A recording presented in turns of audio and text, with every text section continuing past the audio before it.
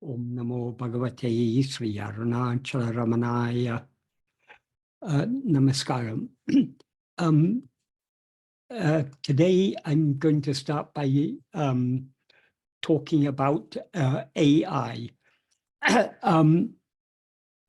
There's a lot as everyone knows, there's a lot of interest in AI nowadays, but whether this AI is of any use to us in understanding Bhagavan's teachings is the main question I want to address today. That is, the context in which I'm going to talk about this is, a few weeks ago, a friend sent me an email saying that a friend of his had asked a question of ChatGPT, and another friend had said he'd love to hear my analysis of the reply. The question that his friend had asked in ChatGPT-4 was, please emulate Sri Ramana Maharshi in answering the question, how should I meditate? And the response from the ChatGPT was, to meditate is to inquire into the source of the I thought, to delve into the depth of consciousness where all phenomena arise and dissolve. Be vigilant against the tendency of the mind to wander into the labyrinth of thoughts and desires. Whenever the mind strays, gently bring it back to the stillness within. Rest in the silence that pervades all existence, beyond the realm of words and concepts. Do not seek any particular experience or state of mind, for true meditation is beyond the realm of duality. Simply be present, witnessing whatever arises without attachment or aversion.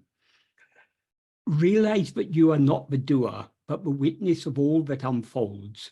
In this way, through steady practice and unwavering devotion, the illusion of separateness will dissolve, revealing the eternal truth that you are already whole and complete. Meditate thus, abiding in the self, the heart of being, until the distinction between the meditator and the object of meditation disappears, and only pure awareness remains. So that was the reply that was given. Superficially, this may seem to be somewhat similar to Bhagavan's teachings, but if we consider more carefully what is actually being said here, it is not actually, in many respects, it is not Bhagavan's teachings. AI is very clever, no doubt, but AI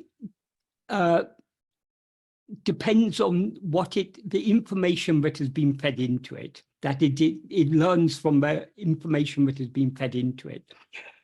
There's a huge amount of misinformation about Bhagavan's teachings available, particularly online nowadays. People say Bhagavan said this, Bhagavan said that, and there's no basis for many of the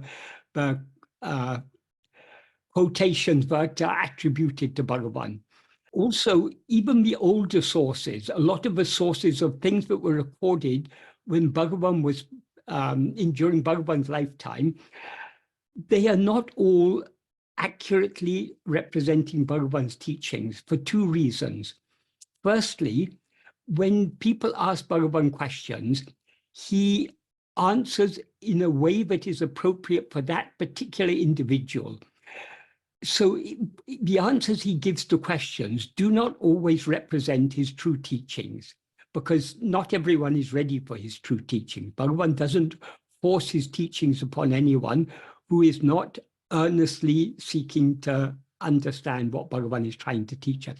So he gave replies to questions that were suitable to the questioner.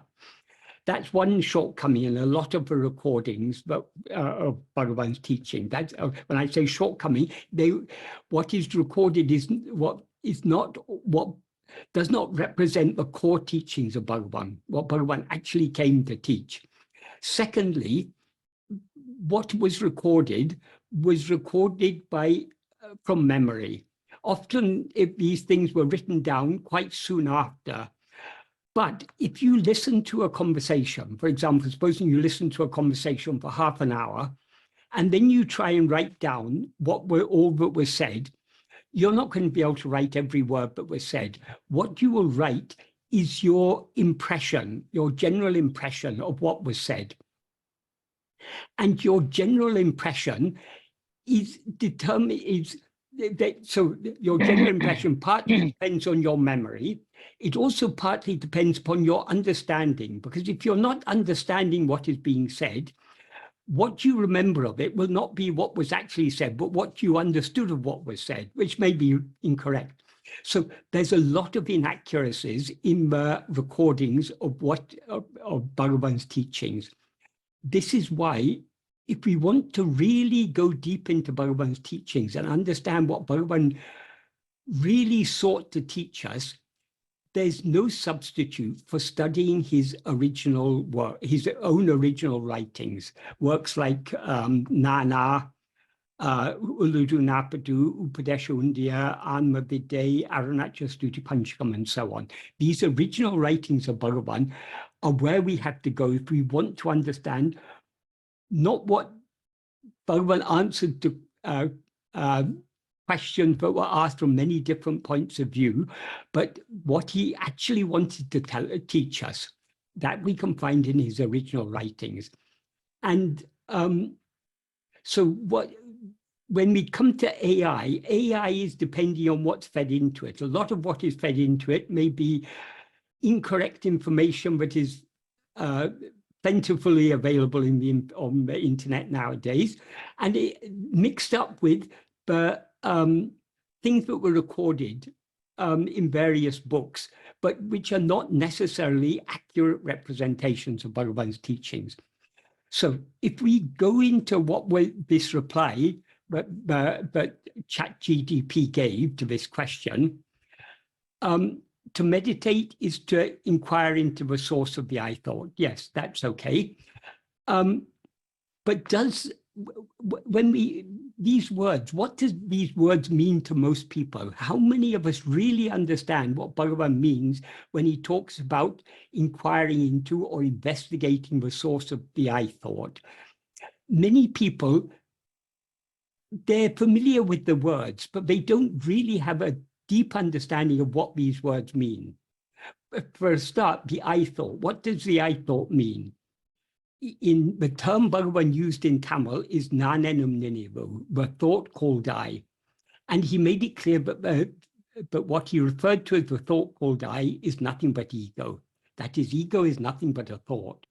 However, though ego is a thought, it's a thought unlike all other thoughts, because all other thoughts are objects, whereas ego is the subject.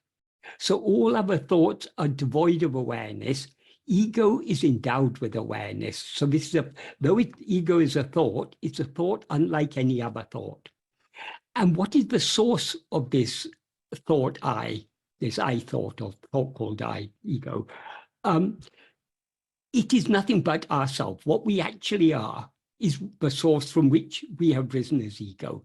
What we actually are is our own being, the fundamental is Satchit, the fundamental being awareness, I am, which is what exists and shines in all three states. But whereas it shines alone in sleep, in waking and dream, it shines mixed up with so many other things.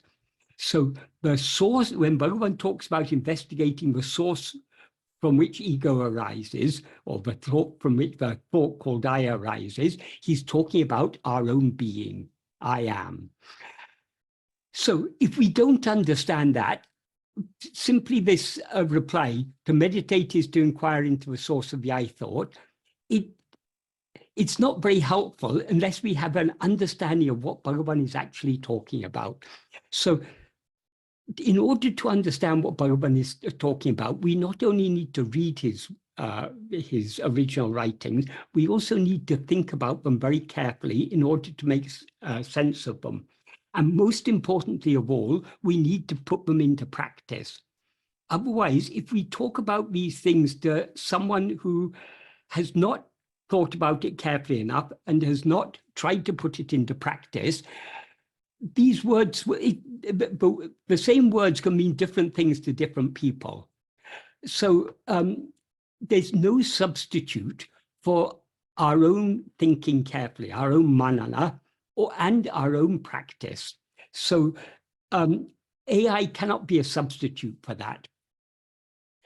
And then the answer continues, is to inquire into the source of the I thought, to delve into the depth of consciousness where all phenomena arise and dissolve. Here also, this is not exactly true. That is, all phenomena ultimately must arise from the depth of consciousness, but it's not where phenomena arise. Phenomena arise only in the mind. That is, the mind means in the view of ego. In the depth of, if we go into the depth of consciousness, we go beyond all phenomena. So though the ultimate source of everything is the depth of consciousness, from the depth of consciousness, in other words, the Satchit, we have risen as ego. And it's only after we rise as ego that all phenomena seem to exist. As Bhagavan says, if ego comes into existence, everything comes into existence. If ego doesn't exist, everything doesn't exist. Ego itself is everything. That is, all phenomena, everything that we experience, we are it's experienced in the view of ourself as ego. When we don't rise as ego, as in sleep, there are no phenomena. So phenomena arise in the mind.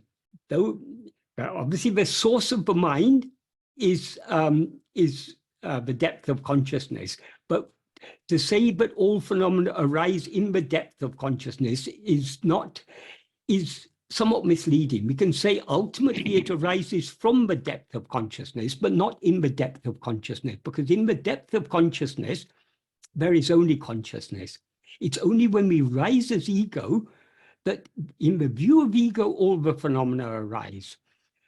So there's a difference between where things arise from and in what they arise. They arise in the mind, and the mind arises from the depth of consciousness.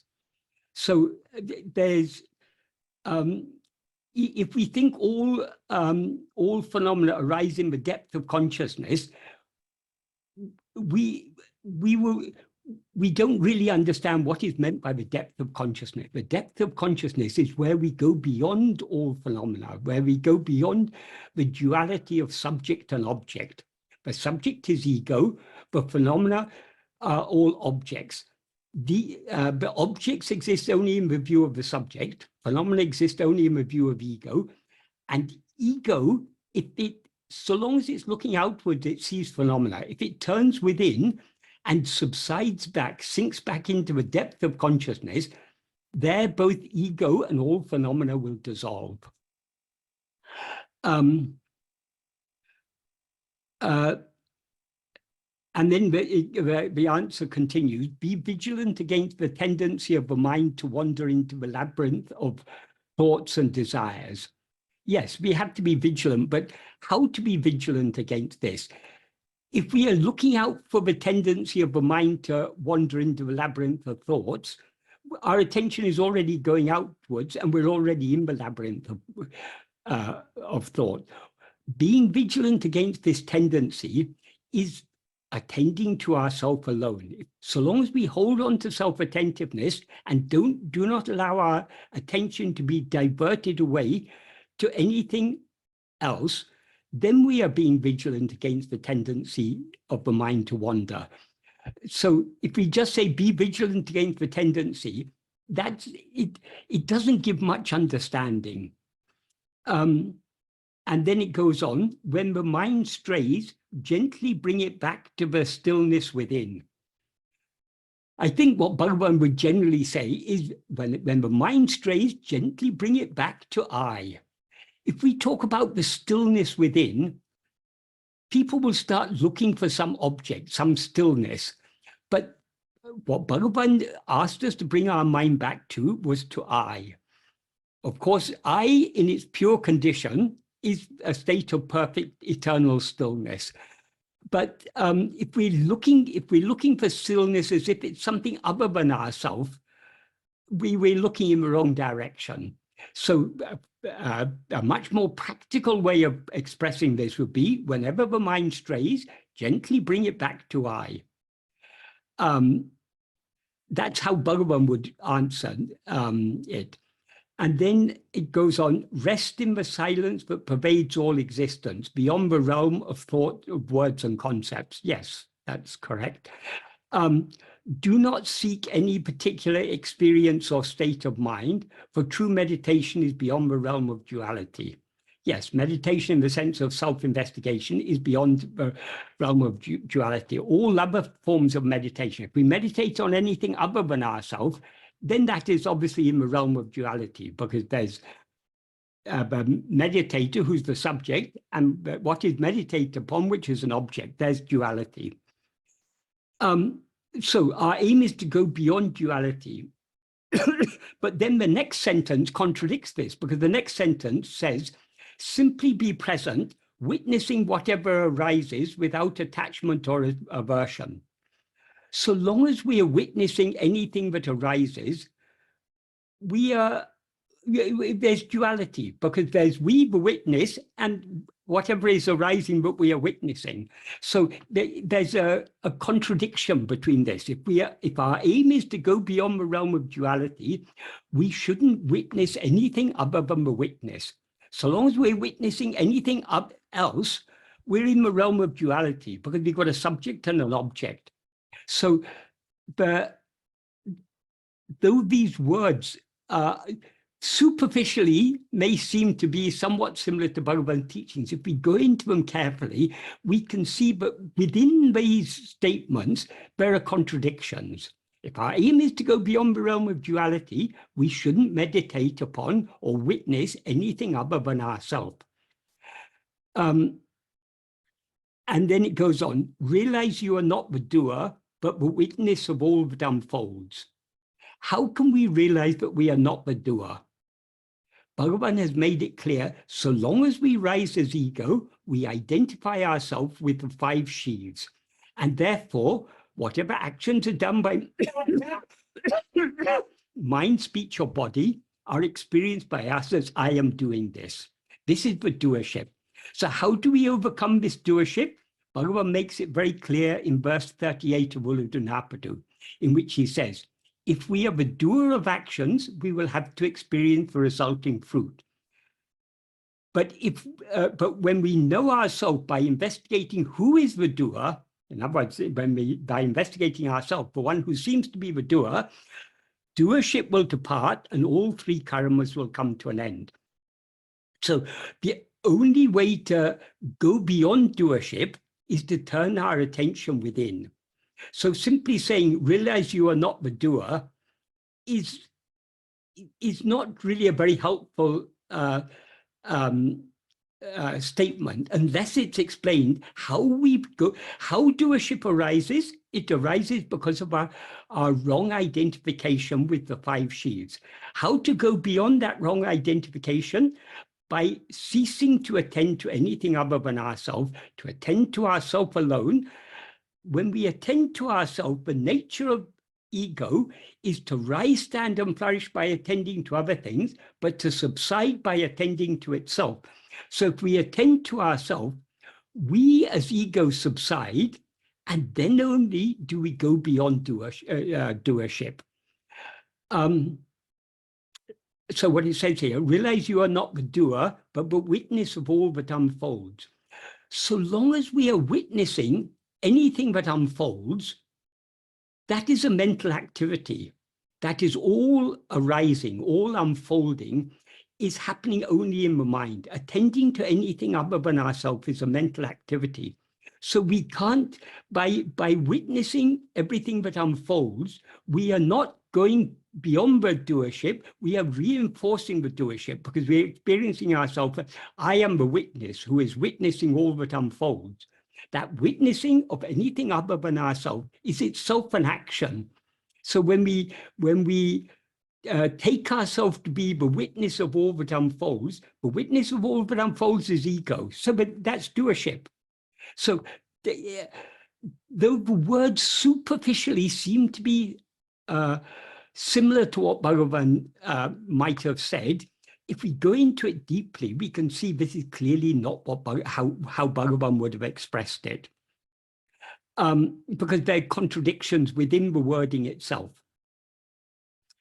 In this way, through steady practice and unwavering devotion, the illusion of separateness will dissolve. Yes, but through steady practice of what? Not through steady practice of witnessing other things, because so long as we're witnessing anything other than ourselves, we are nourishing and sustaining that illusion of separateness. The illusion of separateness will dissolve only when ego dissolves, and ego will dissolve only when we turn our attention back within to attend to ourself alone, to face ourself alone. The illusion of separateness will dissolve, revealing the eternal truth that you are already whole and complete. Yes, we are already whole and complete, but to realize that, what we need to meditate on is nothing other than ourselves. So long as we're witnessing anything other than ourselves, we are just sustaining that illusion of separateness and continuing to thereby to conceal the eternal truth that we are already whole and complete. And then it goes on to say, meditate thus, abiding in the self, the heart of being, until the distinction between the meditator and the object of meditation disappears.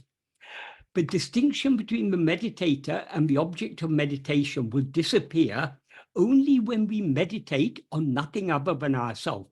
So long as we're meditating on an object, anything other than ourselves, that distinction isn't going to disappear. We are sustaining that distinction. So we cannot sustain, we cannot go beyond, we cannot dissolve that distinction between the meditator and the object of meditation, so long as we meditate on any object. Only when we meditate on ourselves, on nothing other than ourselves, will that distinction dissolve. Because that distinction, the root of that distinction is ego. And ego will dissolve only when we attend to ourselves, not by any other means. If it dissolves by any other means, that dissolution of ego is called Mano-laya. It's just a temporary dissolution. It's like sleep or nirvikalpa samadhi. That's of no, Bhagavan made it clear, Mano-laya is not our aim. Mano-laya is of no use. We don't progress spiritually by Mano-laya, not even by nirvikalpa samadhi. Only by, in the waking state, keeping our attention fixed on ourselves. That is the only way to eradicate to weaken and eventually eradicate all vasanas along with their root, namely ego. Vasanas means our inclination to attend to anything else. So long as we're witnessing other things, we're nourishing those vasanas. We're not putting an end to them. And by nourishing the vasanas, we are thereby nourishing ego. So if we want to put an end to our rising as ego, and thereby put an end to all vasanas, the only way is to meditate on ourself and ourself alone, not to witness anything else. And only pure awareness remains. Yes, but what is pure awareness? Pure awareness means awareness, what Bhagavan called sutatra arivu. That means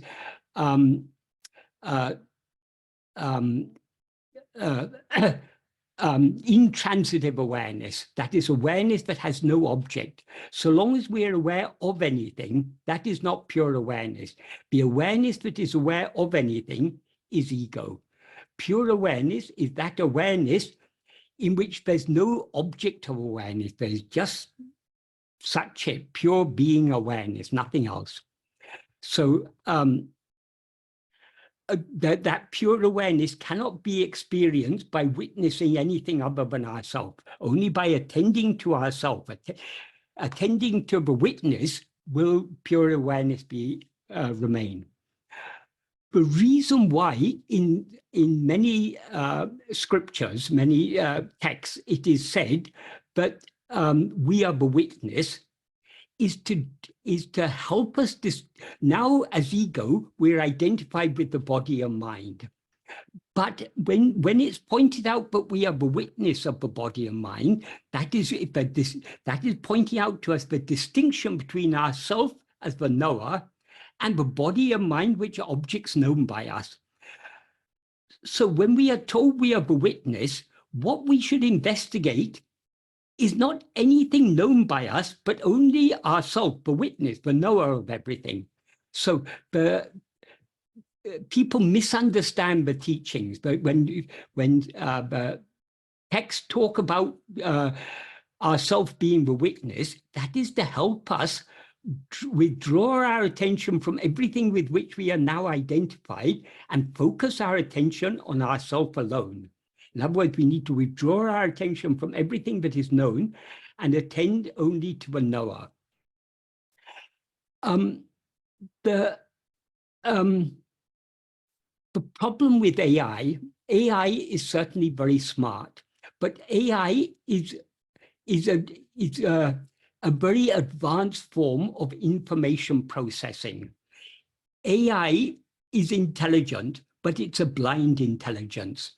It is of no use to help us to see the reality that we actually are, because what we actually are is pure awareness. Well, consciousness, whether we call it consciousness or awareness, it doesn't matter, but that's what we actually are, just pure awareness or pure consciousness. AI cannot know what is, it can use the words pure awareness, it can use the words consciousness, but it can use the word depth of consciousness.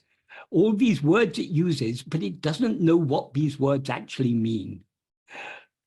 Because that's why I refer to AI as blind intelligence. It doesn't know, it may seem to be producing answers to questions we put to it, but it doesn't understand when the subject we are talking about is ourself, who are pure awareness. AI cannot help us to understand that. The only way to understand, to gain a true understanding of the subject that Bhagavan is talking about, is to actually put it into practice, to actually turn our attention within. That is, Bhagavan's teaching, the essence of Bhagavan's teachings is the practice of self-investigation, Atma-vichara. And as Bhagavan said, Atma-vichara is nothing but keeping the mind always fixed on ourselves. AI cannot understand, it may be able to produce information, but it cannot understand what is meant by keeping our mind fixed on ourselves. So it cannot help us to gain a deep understanding of Bhagavan's teachings. If we want to gain a deep understanding of Bhagavan's teachings, firstly, we need to pay close attention to what Bhagavan actually taught us. What he actually taught us is what he's written in works like Nana, Uladu Napatu, and so on. So we need to study these works very carefully. And we also need to make sense of them, because at the end of the day, these are only words. And it's the same words mean different things to different people. That's why Bhagavan said the ultimate teaching is not words, the ultimate teaching is silence. It's only and silence is our own being, I am. What is shining within us as our own being, I am, that is the silence Bhagavan is referring to. So to truly understand Bhagavan's teachings, the words are useful pointers. They're pointing our attention back towards ourselves. But only to the extent to which we look within can we really understand what Bhagavan is talking about. Otherwise, Bhagavan's teachings are mere words to us. They lack meaning until we are able to recognize what is the meaning they're talking about. The aim of Bhagavan's teachings and the aim of all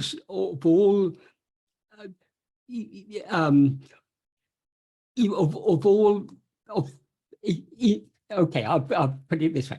In India, the term for philosophy, the closest equivalent of the term philosophy is darshanam. Darshanam means seeing.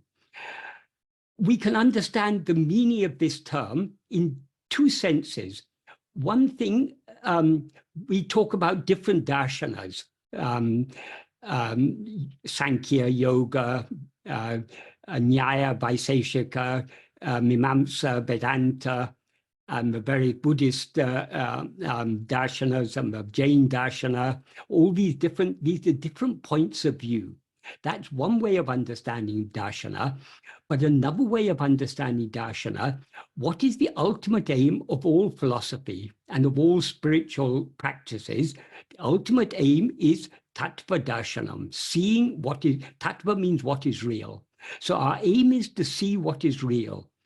What is real is only ourself. So only by looking at ourselves can we see what is real. Bhagavan has given a beautiful definition of what tattva darshanam actually is in verse 16 of Upadesha Saram. He says, Drisya Varitam, the mind wait a second, I'll just get the exact words and just to remind myself what.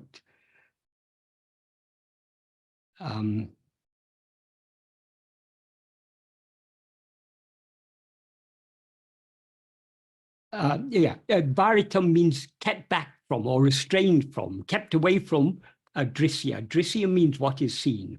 So kept back from what is seen, drisya varitam, chittam atmanaha chitva darshanam.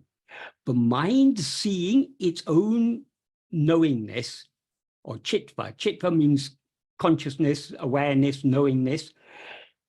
That alone is tattva darshanam. So what is seeing what is real? It's only seeing our own knowingness, our own awareness. In other words, attending to ourself alone, keeping the mind away from everything that is known and attending only to the knowingness of the knower, the awareness of the knower. That alone is seeing what is real. This is the ultimate aim of all philosophy, is the ultimate aim of all spiritual practice. So the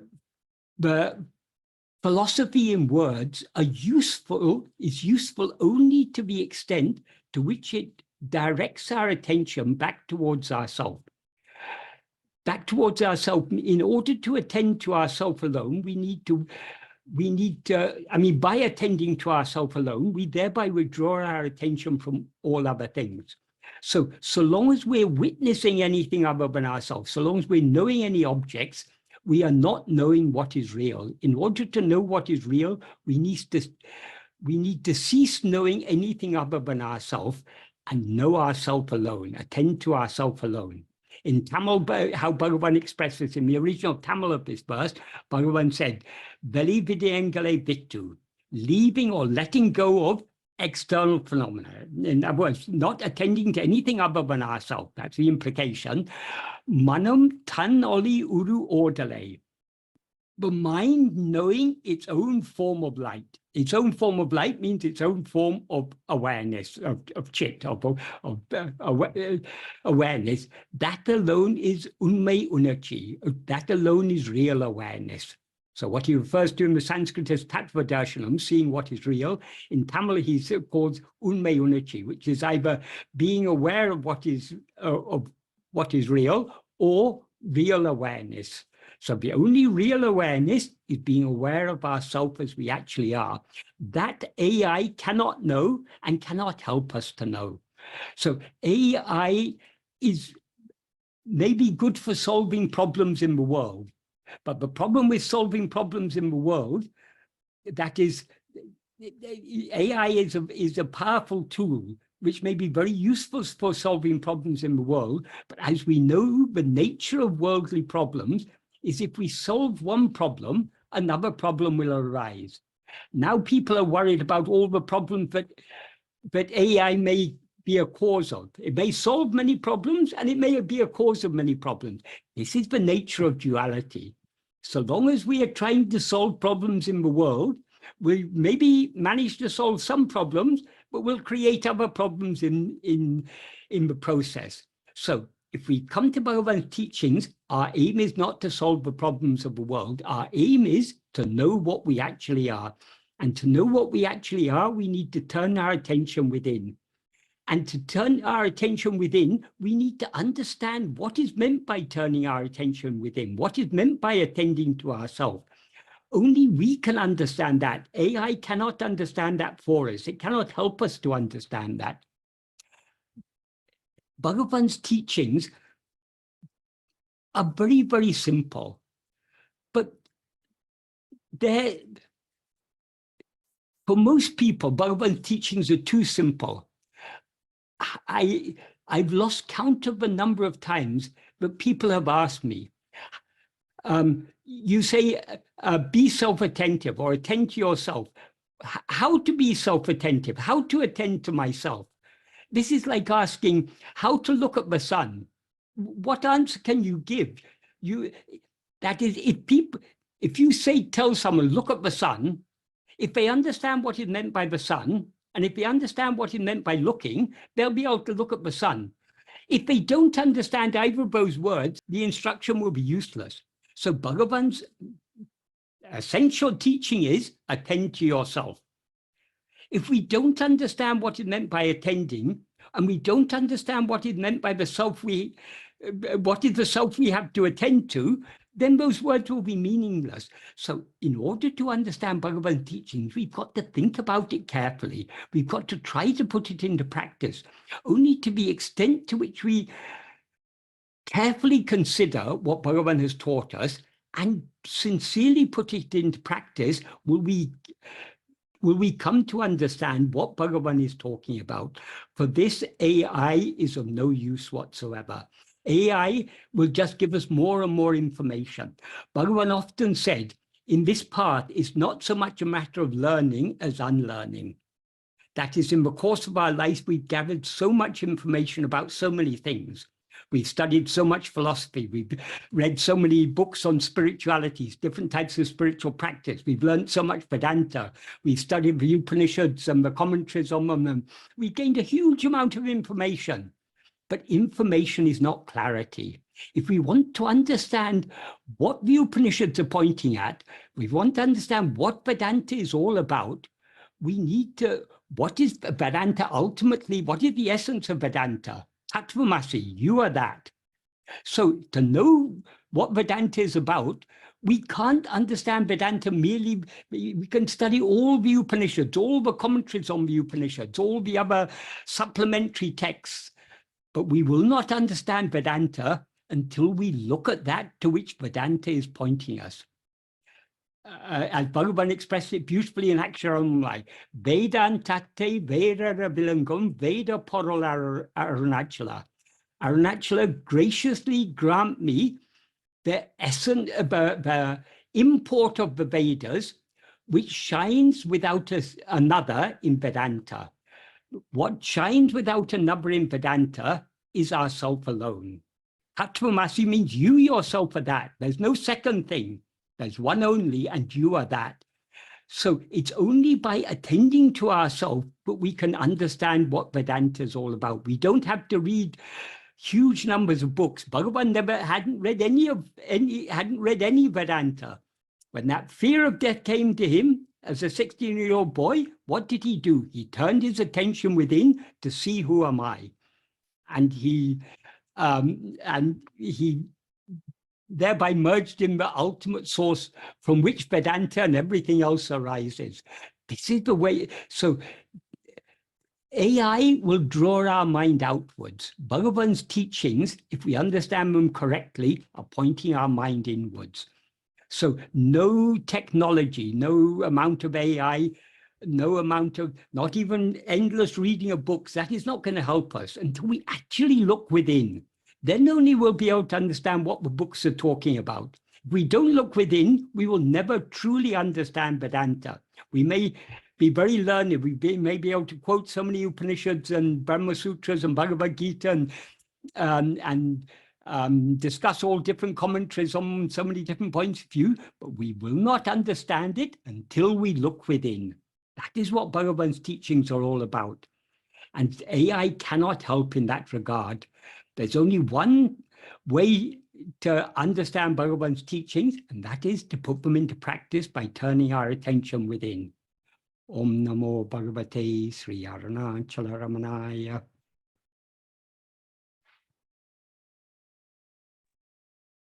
Many people have suggested, but I think now in Zoom there's an AI tool, and that can be switched on. And if you switch on that AI tool, it will produce a summary of everything that was said. Some people have suggested that this Ramana Maharshi Foundation should switch on that tool. But I think rightly it has been decided not to do so, because this isn't the way to learn Bhagavan's teachings. There's a nice story.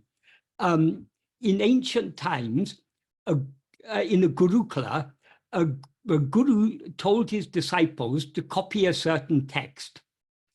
One of the disciples came from a somewhat wealthy family, so he had some more money than the other disciples. So he decided, he offered another poor disciple, he said, I'll pay you if you make a copy for me. When the guru came to know about this, he sent that rich disciple away. He said, no, you're unfit for here. Because the point of that exercise was not just to have a copy of of that text. It was to actually copy it. In the process of copying it, then you think about it. So all these, nowadays, everything is available on the internet. We don't even have to go to bookshops to buy books. We can find all these ancient texts with translations of varying quality. They're all available on the internet. But merely that is, unless we actually put in the trouble of thinking carefully about this subject and trying to understand it, and most importantly, trying to put it into practice, we will not understand it. Just like that disciple will never understand that text if he can't even be bothered to write it.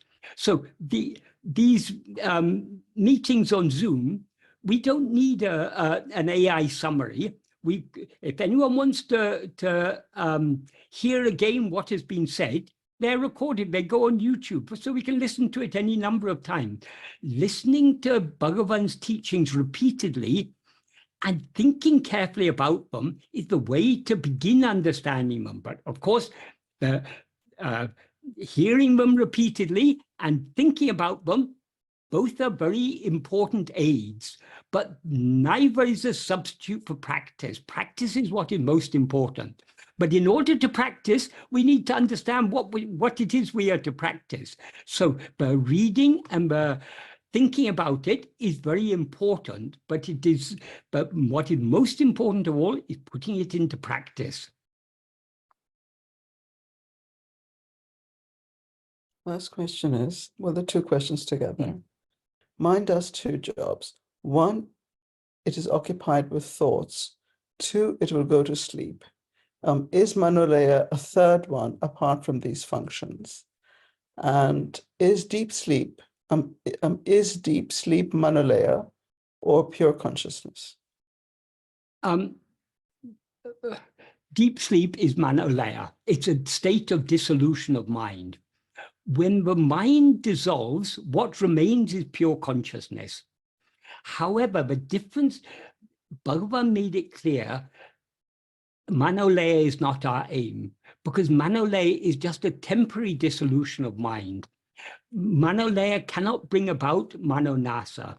Mano-nasa means destruction of mind. In other words, permanent dissolution of mind. Permanent dissolution of mind, what the mind essentially is only ego. That is, when we use the term mind, often we use the term mind to refer to thoughts generally. But of all those thoughts, thoughts are of two kinds. There's the subject and all the objects. The subject is ego. The knower of all other thoughts is ego. So, and all the other thoughts are objects known by ego. So what, as Bhagavan says in verse 18 of Upadesh Undiyar, thoughts alone of a mind. Of all thoughts, the thought called I, in other words, ego, is the root. Therefore, the mind, what the mind essentially is only I, is only ego. So ego is the essence of the mind. When the mind is active, it's going outwards. When the mind ceases to be active, it subsides. It dissolves back into its source. In sleep, the mind dissolves due to tiredness. That is, after being active for 16 hours or so, the mind becomes tired. So due to tiredness, it subsides in laya. Sleep is a type of laya. There are other ways of bringing about laya. If you have an accident, if you get a bang on the head, you may be put in coma. Coma is another type of laya. You may have to undergo some surgery, so you're given some anesthetic drugs. Those anesthetic drugs are a means of bringing about laya. You can also bring about laya by pranayama and other yoga techniques. But all of these are just temporary dissolution of mind. Why they are temporary? Because the only way to dissolve mind permanently, mind, as I say, in essence, is ego. And ego is the false awareness, I am this body. So, so ego is a false awareness of ourselves, because this body is not what we actually are. So since ego is a false awareness of ourselves, it can be destroyed only by correct awareness of ourselves. That is, we as ego need to be aware of ourselves as we actually are. As soon as we're aware of ourselves as we actually are, we cease to be ego and remain as we actually are. What we actually are is Satchit, pure being awareness. When we experience ourselves as that pure awareness, we will see, we thereby cease to be ego. We no longer mistake ourselves to be anything else, and the ego is thereby destroyed. In Mano-laya, though what shines in Mano-laya is only pure awareness, ego is not thereby destroyed, because that pure awareness that shines in Mano-laya shines as a result of the dissolution, that is, shines alone as a result of the dissolution of ego. So in the case of sleep or nirvikalpa samadhi or coma or swoon or any other type of Mano-laya, first ego subsides, and as a result of the subsidence of ego, pure awareness alone shines. So ego is not thereby destroyed, because in order to destroy ego, ego needs to experience itself as pure awareness. So since ego has dissolved, before the pure awareness shines alone, in Mano-laya, ego is not destroyed. So in order to bring about Mano-nasa, we as ego need to experience ourselves as pure awareness. Of course, as ego, we cannot experience ourselves with pure awareness, but when we try to experience ourselves, experience what we actually are, in other words, when we investigate who am I, we turn our attention back to ourself alone. By turning our attention back to ourself, the attention is thereby withdrawn from everything else, and eventually we experience ourselves as just the pure awareness I am. As soon as we experience ourselves as pure awareness I am, ego is thereby destroyed, and we remain eternally as we always actually are, namely as the pure awareness I am. So in the case of Mano-laya, the dissolution of mind or subsidence of ego happens first, and then pure awareness alone remains. In the case of Mano-nasa, ego dissolves, or that mind dissolves, or ego subsides, however we want to put it, as a result of seeing itself as pure awareness. So sleep, yes, sleep is a state of Mano-laya, And yes, sleep is a state of pure awareness, but though it's a state of pure awareness, it seems to be temporary. Actually, we are eternally in the state of sleep. We're eternally pure awareness, but now it's because we've risen as ego, it seems to us that we've come out of sleep. So from the perspective of ego in waking and dream, sleep seems to be a temporary state. That is the shortcoming of sleep. The fact we've come out of it in sleep is a perfect state. There's nothing. Bhagavan has said, when we eventually know ourselves as we actually are, we will know that sleep is nothing but turiya itself. It's nothing but the state of pure awareness itself. But now we are viewing sleep from the perspective of ego in waking and dream. So from the perspective of ego and waking and dream, sleep seems to be just a temporary state. I was asleep for 8 hours last night. I had a few dreams, but most of the time I was fast asleep. That's from the perspective of ego in the waking state. So sleep seems to be a temporary state. And what did you know in sleep? I didn't know anything. That's how it seems to be from the perspective of ego. But the fact that we were there means we were aware of our being in sleep, but we overlooked that because we are so used to knowing other things. We take a state in which we don't know anything other than our state self to be a state totally devoid of awareness, but actually it's not that. What shines in sleep is such a pure being awareness, but we don't recognize it as it actually is, because what shone in sleep is what we actually are, even here and now. Because why don't we see ourselves as such now? Because we've identified ourselves with adjuncts. So the same identification with adjuncts, but prevents us being aware of ourselves as we actually are here and now, also prevents us from being aware of ourselves as we actually were in sleep. So sleep or any other state of Mano-laya is very pleasant so long as it lasts, but it's of no lasting benefit.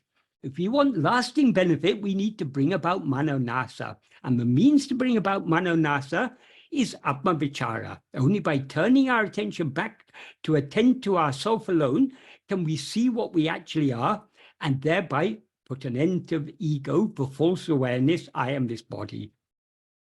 I hope that's a clear answer to that question. The next question is, can you please explain this passage from Sadhu Om's Path of Sri Ramana, Appendix 5, explanatory notes on Uladu Narpadu, verses 9, 10, 11, and 12. And the quotation is as follows. We must not forget the fact that Bhagavan Ramana once revealed an even subtler secret. It is not only that one's real nature, Atma, does not know other things, but also it does not know even itself. Sri Muruganar has recorded this in Nametava Vilakam, verse 831, for the benefit of future devotees. Itself not knowing either its own nature or anything else, such an awareness alone is the real I. Right. Okay. This is a very, very interesting point. It's a very subtle point, but a very important point. That is, when we talk about knowing anything other than ourself is a mental activity. So knowing ourself is not a mental activity. As Bhagavan says in verse 26 of Upadesha Undiya, Tanai iritle, tanai aritala. Being oneself alone is knowing oneself. What we actually are is pure awareness. Pure awareness doesn't have to do anything to know itself. It knows itself just by being itself. So though as pure awareness, we always know ourselves, that knowing is a knowing which is quite unlike any other type of knowing. It's not a mental activity. So when Bhagavan says, we are such a knowledge, but doesn't know, that not only doesn't know other things, doesn't know itself. What he means is we don't know ourselves by an act of knowing. We know ourselves just by being ourselves. So though we talk about self-knowledge, it's important to understand self-knowledge is not a knowledge like any other knowledge. Any other knowledge is a function of the mind. A mental activity is involved in knowing anything other than ourselves. But to know ourselves, all we need to do is to be ourselves, because what we actually are is pure awareness. So we don't have to do anything to know ourselves. We just have to be as we actually are. And in order to be as we actually are, we need to cease rising as ego. And in order to cease rising as ego, we need to cease knowing anything other than ourselves. We need to turn our entire attention back to ourselves to know ourselves alone. And then we will find, but knowing ourselves is not a knowing like any other knowing. It's not a knowing in the sense of a mental activity. It's a knowing in the sense of just being. That is what Bhagavan is pointing out there.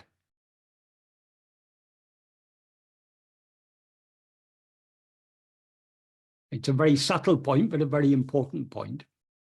But to really understand what Bhagavan is talking about, we need to experience it. That is, the answer I've given is an answer to satisfy the intellect.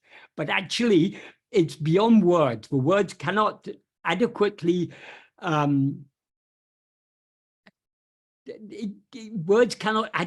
convey what Bhagavan is talking about. We can know what Bhagavan is talking about only by being what he's talking about. In other words, being as we actually are without ever rising as ego. I hope that's a satisfactory answer to that question. Yes, it is, Michael. Thank you. Yeah. The next question is,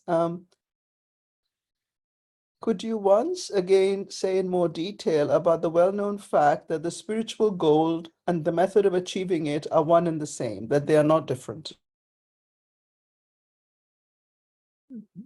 Our goal is to know ourselves and to be ourselves. Knowing ourselves and being ourselves are one and the same. The only way to know ourselves and be ourselves is to know ourselves and be ourselves. That is, so long as we are knowing anything other than ourselves, the mind is active, the mind is going outwards towards other things.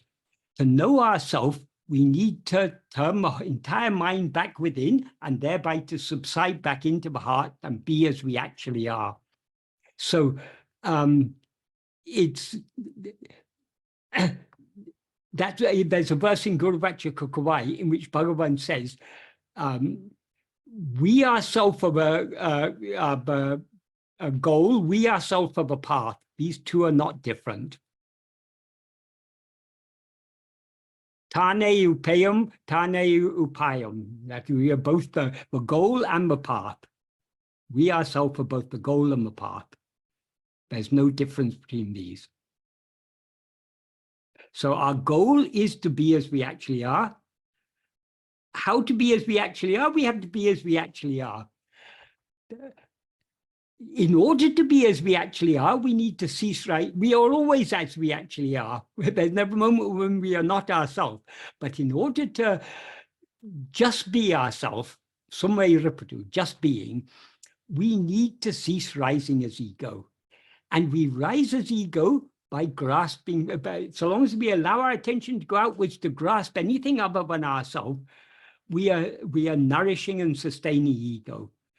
That is, ego cannot rise, stand, or flourish without attending to other things, without grasping things other than itself. So the only way to bring about the permanent dissolution of ego is to grasp nothing other than ourselves, to attend to nothing other than ourselves. I hope that's a clear answer. So the next question is that while practicing self-inquiry, what's the indication that we are doing it in a correct manner? Can you please give some tips to better understand the last line of verse 25 in Uladu Narpadu, which is, it will take flight. And the second is, if both the waking state and the dream state are illusions, Maya, why does the waking state have continuity and dream doesn't?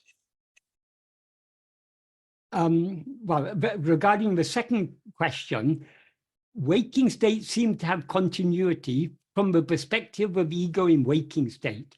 When we're in dream, the dream state seems to be a continuity of the waking state. So it's only from the perspective of ego in the waking state that we say, oh, dream lacked continuity. It's all a matter of perspective. That's one reason. Another reason is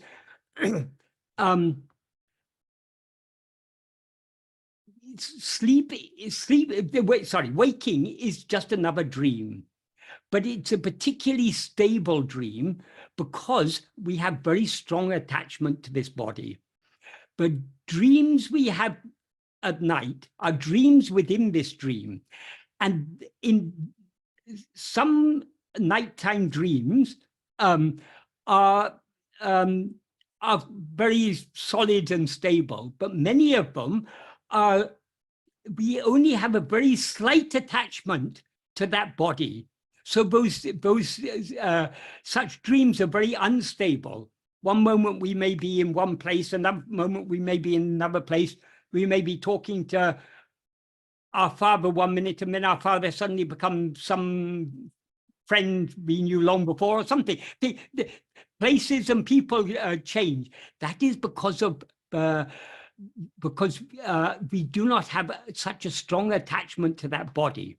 But there are other dreams in which things seem to be every bit as consistent as they are in this waking state.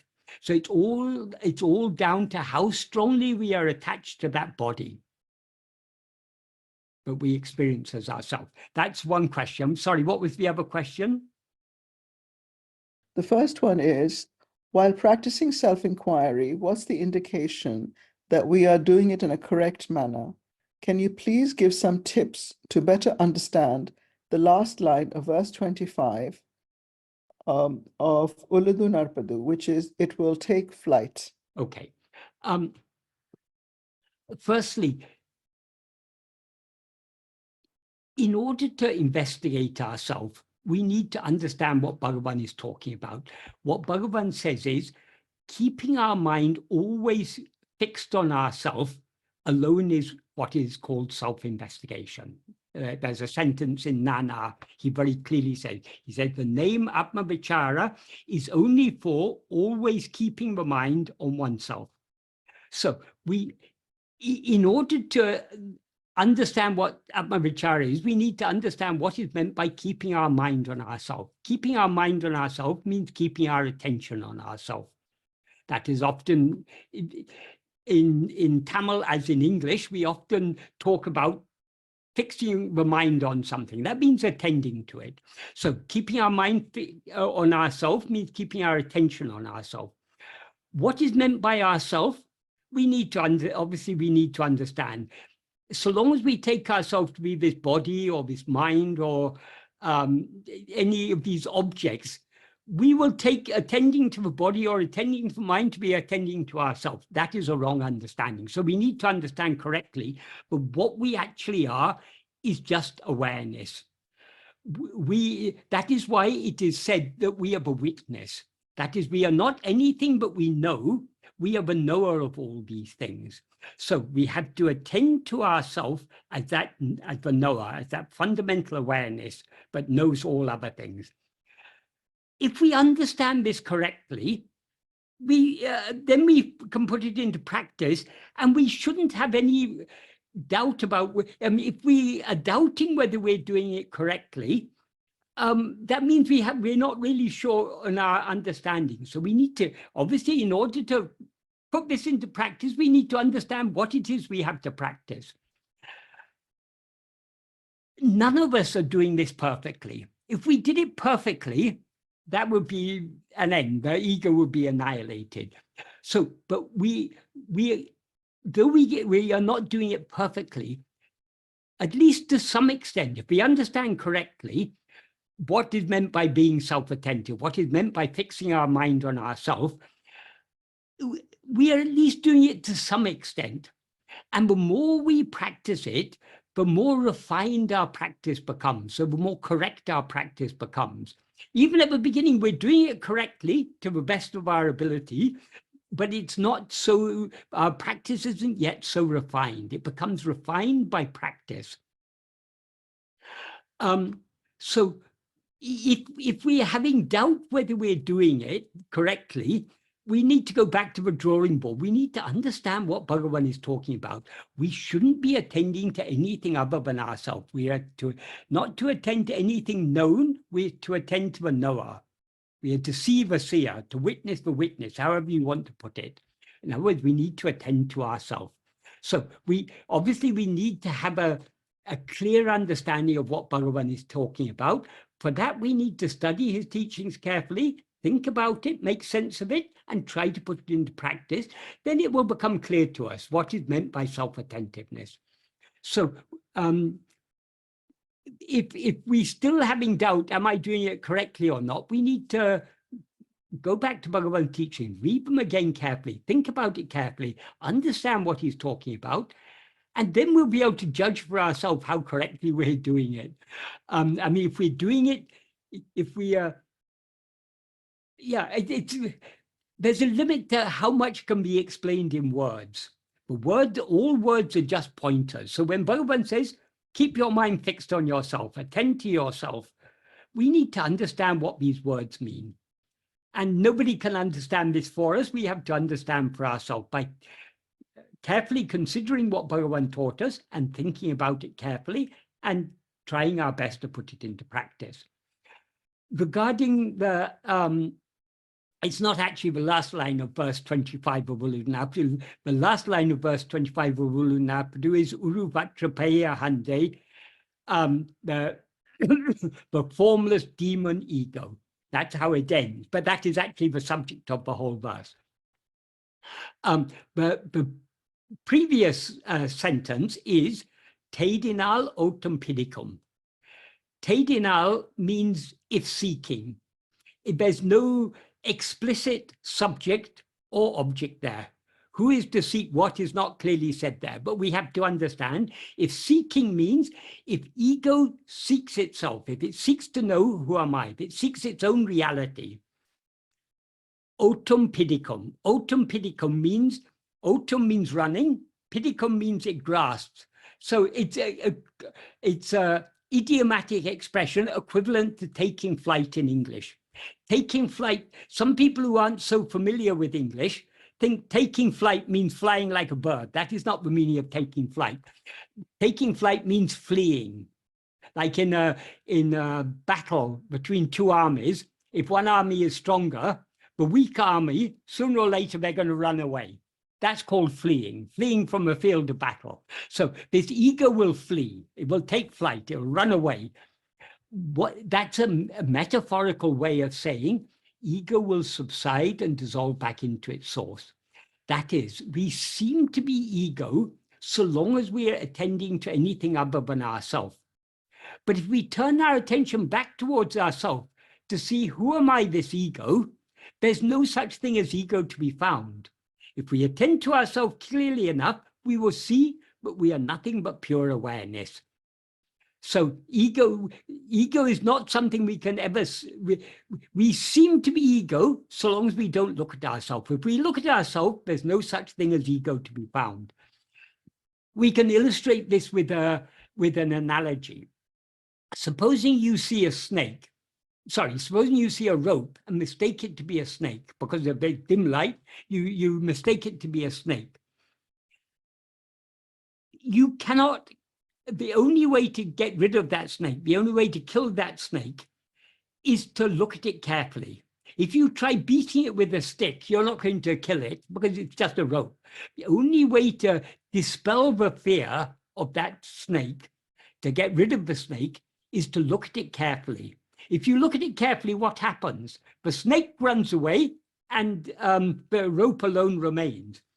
The snake doesn't actually run away because there never was a snake there at all. What seemed to be a snake is recognized to be a rope. So when we see ourselves as we actually are, we will recognize that what we actually are is pure awareness. So we were never this ego. That is what, that recognition of what we actually are is what Bhagavan calls ego taking flight. That is, there never was an ego there in the first place, just like there never was a snake in the first place. But the only way to see that the snake as it actually is to look at it carefully. When we look at it carefully, we say, oh, it's not a snake, it's just a rope.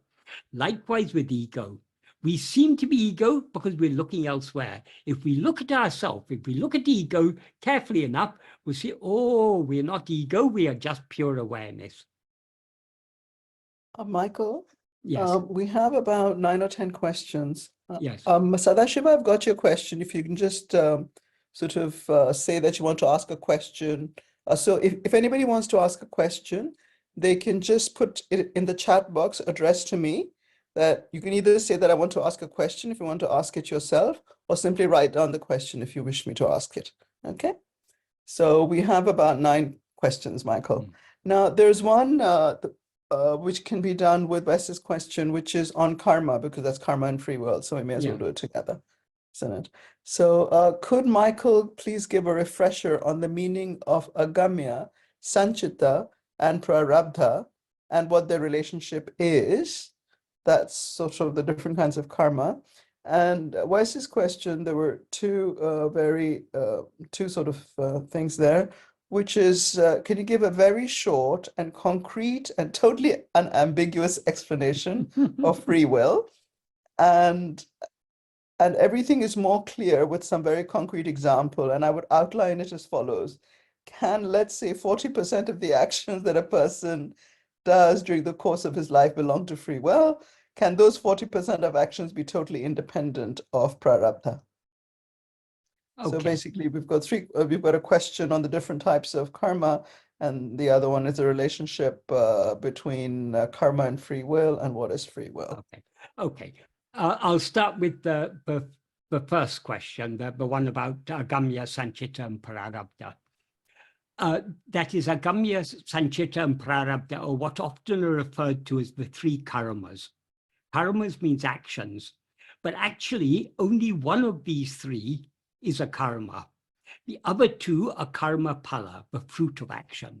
So agamya is a karma. It is whatever actions we do under the sway of our vasanas. In other words, whatever actions we do in accordance with our own will are called agamya. And that includes actions of mind, speech, or body. So every activity of the mind we do under the sway of vasanas. That is, it's under the sway of vasanas, our attention moves. Vasanas here means vishaya vasanas. Vishaya vasanas, vasanas means inclination. Vishaya vasanas means inclination to experience vishayas, or inclinations to seek happiness in vishayas. Vishayas means objects or phenomena. In other words, anything other than ourselves. So the inclination to attend to anything other than ourselves is a vishaya vasana. So all mental activity we do under the sway of vishaya vasanas. And mental activities lead to activities of speech and body. So whatever actions we do by mind, speech, or body under the sway of our vasanas are called agamya. Vasanas means inclinations. Vasanas are likes, dislikes, desires, attachments, hopes, fears, and etc. in their seed form.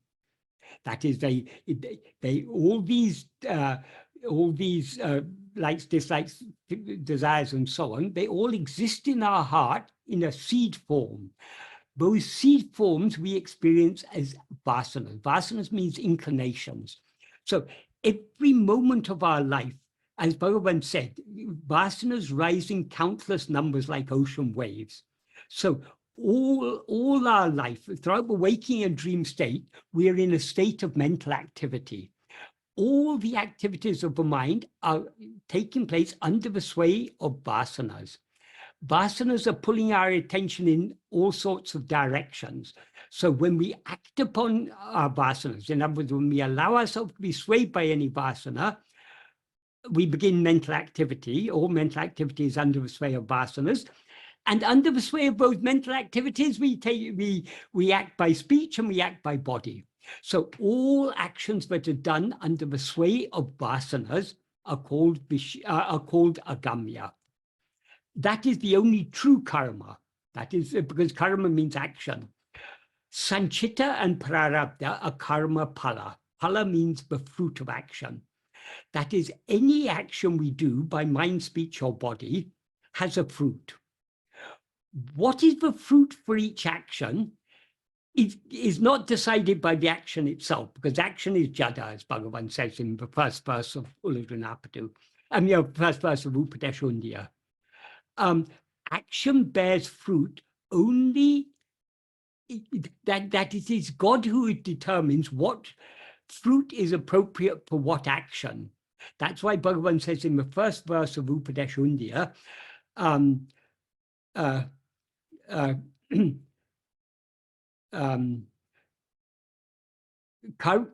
payantaro katana danayal, karmam kadavalo undipara, karmam jadamadal undipara. Karma giving fruit is by the ordainment of God. Karmam kadavalo, is karma God? Because karma is insentient. The implication is karma cannot be God because karma is insentient. So karma cannot decide what fruit it gives. The fruit is decided by God. Not only does he decide what is the appropriate fruit for each action, but when, where, and how that fruit should be experienced. So in the course of each life, we are doing innumerable agamya by mind, speech, and body. The amount of agamya we do in each lifetime produces enough fruit but it would take 100 lifetimes to experience all the fruit of those karmas. So karma by its nature, the fruit of karma by its nature is ever multiplying. So sanchita is the store of all those fruits of past karmas, but we haven't yet experienced. Once we experience the fruit of a karma, it's then finished. That fruit is finished. If you eat an apple, the apple is finished. You can't eat the apple the same apple a second time, because once you've eaten it the first time, it's finished. Likewise with the fruit of karma. When we experience the fruit of karma, it's finished. But in each lifetime, we can only experience one lifetime worth of fruit.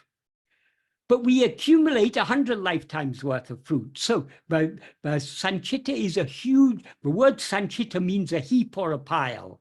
It's a mountain of the fruit of our past karmas, but we haven't yet experienced. When and how we are to experience each of those fruit is determined by God. So for each lifetime, God selects the prarabdha. The prarabdha is those fruit that God has selected from sanchita for us to experience in this lifetime. And what we are, so prarabdha means the fate or destiny. Everything that we experience is our fate or destiny, and it's the fruit of our past actions, but not any random fruit. It's the fruit is carefully selected by God. God selects those fruit that will be most conducive, the experiencing which will be most conducive to our spiritual development. So everything that we are to experience in this lifetime is predetermined. It's all prarabdha. So all that we are to experience, everything that is to happen to us is prarabdha. Many people have a difficulty in understanding, but if everything is predetermined, then doesn't that mean our agamya is also predetermined? No, because agamya is the action that leads to the fruit. So the agamya is not predetermined.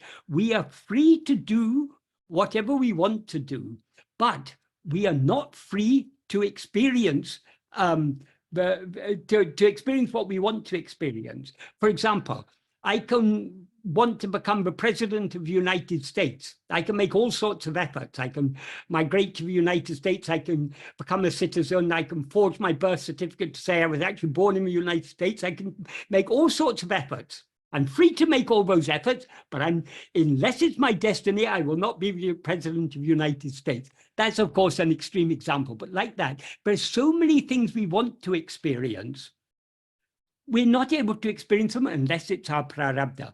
There are so many things we want to avoid experiencing, but if it's our prarabdha, try as hard as we may, we cannot avoid it. So everything that we are to experience in this life is predetermined. We cannot change that. We are free to want to change it. We are free to try to change it. We are not free to change it. So we have freedom of will. That's the freedom of wanting. I can want something. It's maybe my destiny to live in poverty all my life. That doesn't stop me wanting to be rich. It doesn't stop me trying to be rich, but it does stop me being rich because my destiny is to be poor. I'm destined to be poor my whole life, so I will never be rich. However much I want to be rich, however much I try to be rich. So there's no conflict between prarabdha on one hand and freedom of will and action on the other hand, because freedom of will and action, freedom of will determines what we want to experience or want to avoid experiencing. Freedom of action determines what we try to experience or try to avoid experiencing. Prarabdha determines what we are to actually experience. So there's no conflict at all. So I hope that explains these. If we understand this, this is sufficient. Or then people ask all sorts of questions. But how do I know if this action is according to agamya or prarabdha? We need not know. Whatever, here's one more point that needs to be understood. In order to experience whatever we are destined to experience, certain actions are necessary on our part. Certain actions of mind, speech are necessary on our part. Those actions we will be made to do. For example, if it's our destiny to be an engineer, we have to go to engineering college, we have to study, we have to pass the exams, we have to get the certificate, we have to go for employment, get the employment and everything. Because it's our destiny to be an engineer, we cannot avoid studying, passing the exams, applying for a job. All these things will be made to do. But most people who end up becoming engineers want to become engineers because it's a good way of earning a livelihood, they may think. So often the actions we are made to do by God in accordance with prarabdha happen to coincide with the actions that we're doing in accordance with our vasana. That is often the case. So we need not determine which actions are actions we're made to do according to prarabdha, which actions we're made to do according to our vasanas, because there's a huge amount of overlap. What we do need to know is that whatever we do under the sway of our vasanas are agamya. Whether it's our destiny to experience the outcome or not is another matter. If we do the action under the sway of vasanas, it is agamya. So what we need to do is if we want to avoid doing agamya, we need to avoid being swayed by our vasanas. And in order to avoid being swayed by Vishaya vasanas, we need to hold on to self-attentiveness, because attending to anything other than ourselves, all other things are Vishayas. So attending to anything other than ourselves is being swayed by Vishaya vasanas. So in order to avoid being swayed by Vishaya vasanas, we need to hold on to ourselves. If we hold on to ourselves, in other words, if we attend to ourselves alone, we are thereby not being swayed by the Vishaya vasanas. So the Vishaya vasanas lose their strength. Vasanas have no strength of their own. They gain their strength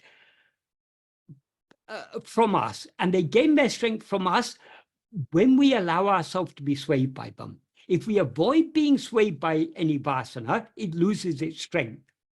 For example, supposing you have a habit, supposing you very much like to have drink coffee, drink a lot of coffee. So you've got this strong inclination to drink coffee, but the doctor may tell you you're drinking too much coffee, it's not good for your health. So you need to cut back on your coffee. You shouldn't have more than one coffee a day. Just for example, let's say you want to be healthy. So now you understand from your doctor that drinking too much coffee is not good for you. It's causing so many health problems. So you want to avoid those health problems. So on the one hand, you have an inclination to avoid drinking coffee, but you still have a very strong inclination to drink coffee. So this is very typical. This is going on all the time. Our vasanas are pulling us in different directions. We have the freedom either to be swayed by those vasanas or not to be swayed by them. So if we are wise, we will listen to a doctor's advice. We'll cut down on our coffee. We'll tell ourselves, okay, 1 coffee a morning. That's all I should allow myself. And I shouldn't make that coffee too strong, because if it's too strong, it's not good for me. So I just have 1 cup of mild coffee in the morning, and that's all the coffee I will have. Throughout the day, the inclination to drink coffee again will arise. If you succumb to that inclination, you're strengthening it. If you avoid succumbing to that inclination and instead succumb to the inclination to maintain your health by avoiding drinking too much coffee, then your inclination to avoid drinking coffee will become stronger, and your inclination to drink coffee will become weaker. So we can see this in action in our life. And I mean, coffee is just one example, but we all know every movement of our mind, if we pay close attention, whatever we are thinking about it because we have an inclination to think about it. So the more we succumb to the inclination to think about anything other than ourselves, the more we are strengthening those vasanas. If we want to strengthen the vasana, the inclination to attend to ourselves alone, that vasana is not a Vishaya vasana. That vasana is called Sat vasana. The inclination to attend to our being is Sat vasana. The more we attend to ourselves, the more that Sat vasana is strengthened, and the Vishaya vasanas are correspondingly weakened, because we're not attending to, we're not allowing ourselves to be swayed by both Vishaya vasanas. So I hope this adequately answers the first question. Coming to the second question,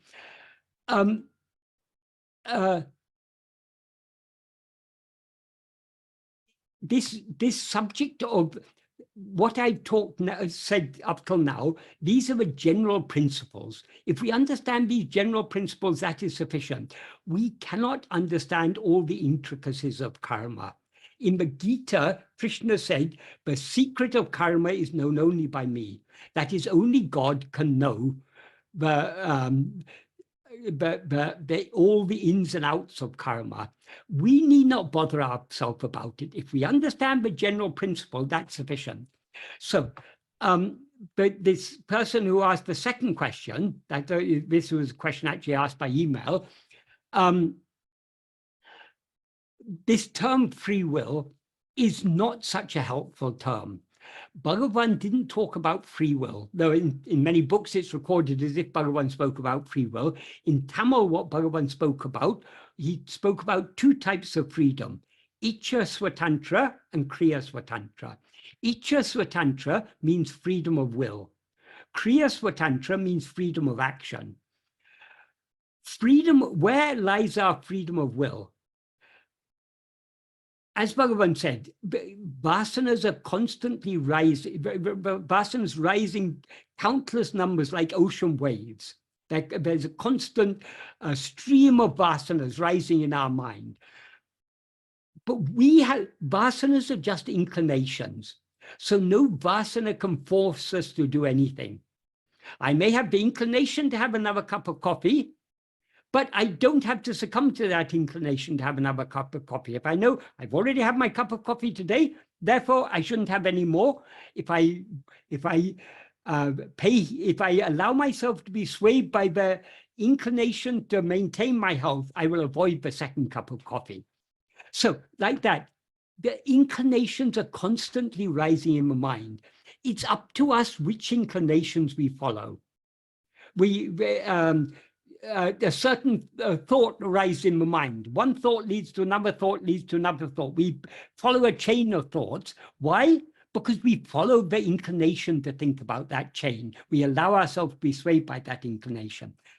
Bhagavan says in the 6th paragraph of Nana, he says, if other thoughts rise, without trying to complete them, it is necessary to investigate to whom they have occurred. That is what Bhagavan means when he says, without trying to complete them, if a thought arises, if we pay attention to that thought, that thought, one thought will lead to another thought, will lead to another thought. So there'll be a whole chain of thoughts. So following that chain of thoughts is what Bhagavan means by trying to complete it. When any thought arises, instead of trying to complete it, it's necessary to investigate to whom it has occurred. What does he mean by investigating to whom it has occurred? That is, whatever thought arises, it arises in whose view? It arises only in my view. So investigating to whom the thoughts have occurred means investigating ourselves, the one to whom both thoughts have occurred. And investigating ourselves means attending to ourselves. So instead of allowing our thoughts to, our attention to go after the thoughts, we need to turn our attention back towards ourselves, the one to whom the thought appears. If we do this, the thoughts lose, the vasanas that give rise to these thoughts lose their strength, and the vasana to attend to ourselves, the satvasana, gains strength. So this is what the practice of self-investigation is all about. So our aim is to attend to ourselves and thereby not attend to other things. We are free to attend to ourselves, or we are free to attend to other things. If we decide to attend to other things, so many vasanas are rising. So we are free to follow stream A or stream B or stream C or streams. I mean, depends which thought we just opt to follow, that will be let off on a stream. And then as we follow a chain of thoughts, there'll be so many branches. So we can be following the chain for some time and go off on a side branch and another side branch. And this is the way the mind is working. So long as we are attending to anything other than ourselves, we are being swayed by our Vishaya vasanas. Our Ichcha Swatantra, our freedom of will, lies in the fact that we are free either to be swayed by any particular vasana or not to be swayed by it. So the correct use of our freedom of will is to attend to ourselves alone. So that is freedom of will, Ichcha Swatantra. Freedom of coming along with freedom of will is freedom of action. That is, if I allow myself to be swayed by a particular vasana, that leads me along a certain chain of thought. That chain of thought, following that chain of thought is an action. So I'm either free to pursue that action or not to pursue it. So freedom, but though Bhagavan distinguished freedom of will from freedom of action, he did that just for clarity. But he often spoke about them collectively as Ichcha Kriya Swatantra, a freedom of will and action, because they go hand in hand. That is, if we have a freedom to be swayed or not swayed by any particular vasana. If we allow ourselves to be swayed by it, that is where the action begins. So freedom of will and action go hand in hand. So rather than talking about free will, which is an ambiguous term, Bhagavan used a very precise term, freedom of will and action. So this is the definition of what Bhagavan means by freedom of will and action. Our freedom lies in, though we have many inclinations, we are free to choose which inclination to attend to be swayed by. If we are wise, we will only allow ourselves to be swayed by the inclination to attend to ourselves. But unfortunately, none of us are wise, so we are constantly allowing ourselves to be swayed by other inclination. But by patient and persistent practice of self-investigation, we weaken those vasanas and strengthen the vasana of satvasana, the vasana to attend to our being alone. This is the freedom we have. This is the correct use of our freedom. Of course, we have the freedom to attend to ourselves. That means we also have the freedom to attend to other things, but attending to other things is a misuse of our freedom. Even among the other things we attend to, there are some things that are more harmful, some things that are less harmful. For example, supposing I don't have enough inclination to attend to myself at this moment, I can decide, okay, let me read Bhagavan's teachings. Let me think about Bhagavan's teachings. That is also an outward activity, but that will be kindling in me the love to turn within again. So though that is it's not the best use of my freedom, it's not taking me too far away.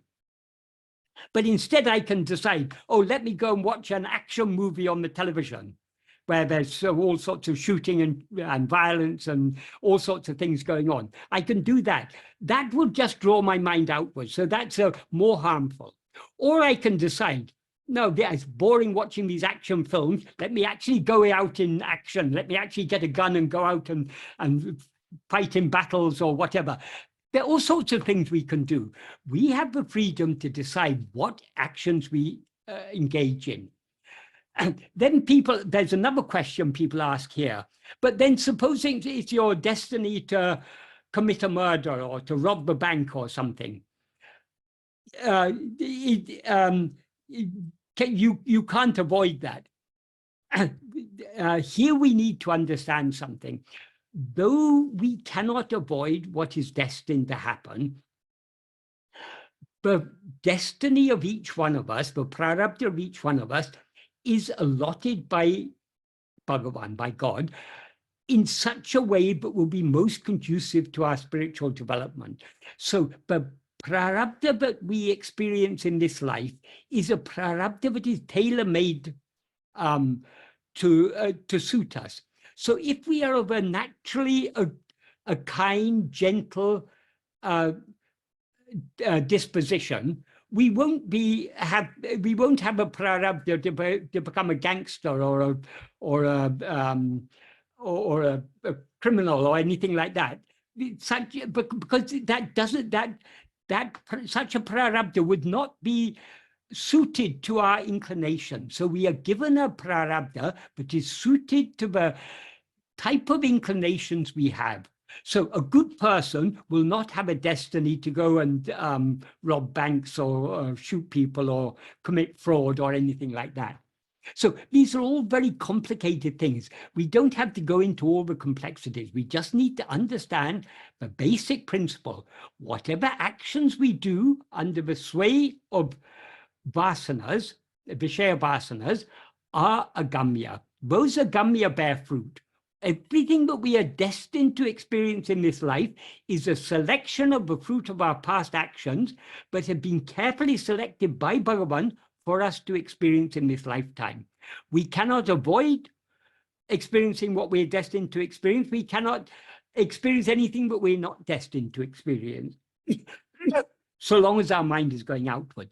If we want to avoid experiencing our prarabdha, there is one way and one way alone. Turn within, annihilate ego. When ego is annihilated, all the three karmas come to an end, because ego is the doer of action and the experiencer of the fruit of action. This is what Bhagavan teaches us in verse 38 of Uludunapadu. If we are the doer of actions, we will experience the resulting fruit. When one knows oneself by investigating who is the doer of action, doership will depart and all the three karmas will drop off. This is mukti, this is liberation, which is eternal. So these karmas are not real. We seem to be the doer of action and the experiencer of the fruit of action, so long as we rise as ego. If we want to avoid doing any action or experiencing any fruit of action, we need to know what we actually are. And to know what we actually are, we need to investigate, who am I? The doer of all actions and the experiencer of all the fruit of actions. If we investigate ourselves keenly enough, ego will be destroyed. Without ego, doership and experiencership are only for ego. So when ego is destroyed, doership and experiencership comes to an end. And without a doer or an experiencer, where are the karmas? They also come to an end. So the way out is very simple. The way out has been clearly shown by Bhagavan, but in order to investigate ourselves and know what we actually are, requires great love. We at present don't have sufficient love, so we are advised to practice self-investigation. The more we practice attending to ourselves, the more the love to attend to ourselves will increase, that is the satvasana, and the inclination to attend to other things the inclinations to attend to anything other than ourselves will grow weaker and weaker. This is all we need to know. So we should be aiming for simplicity of understanding, because in simplicity lies clarity. So this is all we need to know about karma. We don't have to continue asking. We can't say but 40% of actions, or we can say, if you want to say how many percentage of actions are done belong to free will, say 100%, because we have to take responsibility for our own actions, because the vast majority of actions we are doing under the sway of our vasanas. They may also happen to be actions we're made to do by God, but that's not our problem. That's God, leave that to God. He will make us do whatever we have to do. What we have to avoid doing is acting under the sway of our vasanas. And to avoid acting under the sway of our vasanas, we need to attend to ourselves. The more we attend to ourselves, the less we will be swayed by vasanas to attend to anything else. It's a simple, if we understand the basic principles, it's very, very simple. But as Bhagavan often said, in this path, it's a matter of unlearning. We don't have to learn a lot of information. We need to simplify our understanding of all these things. So the basic principles of the law of karma, the basic principle, all that we need to understand is very, very simple. But we need to apply that understanding in practice by trying to attend to ourselves more and more and more. I hope that answers those two questions adequately. So we have about 6 questions, Michael. So thank you, Michael. Yes, thank you. Okay.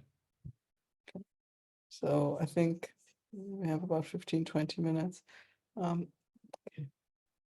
So the question is, am I missing something when I read about watch the thoughts, in quotation marks, as stated in books like Drik, Drishya, Vivek? It is not easy to simultaneously hold onto the thought, in quotation marks, as Bhagavan says, and also watch the thoughts, quotation marks, as stated by Swami Vidyaranya in Drik, Drishya, Vivek. Drishya Viveka, Bhagavan has translated that into Tamil. I've read the Tamil translation. I don't remember. It's not a text I'm very familiar with. I've read it a long time ago.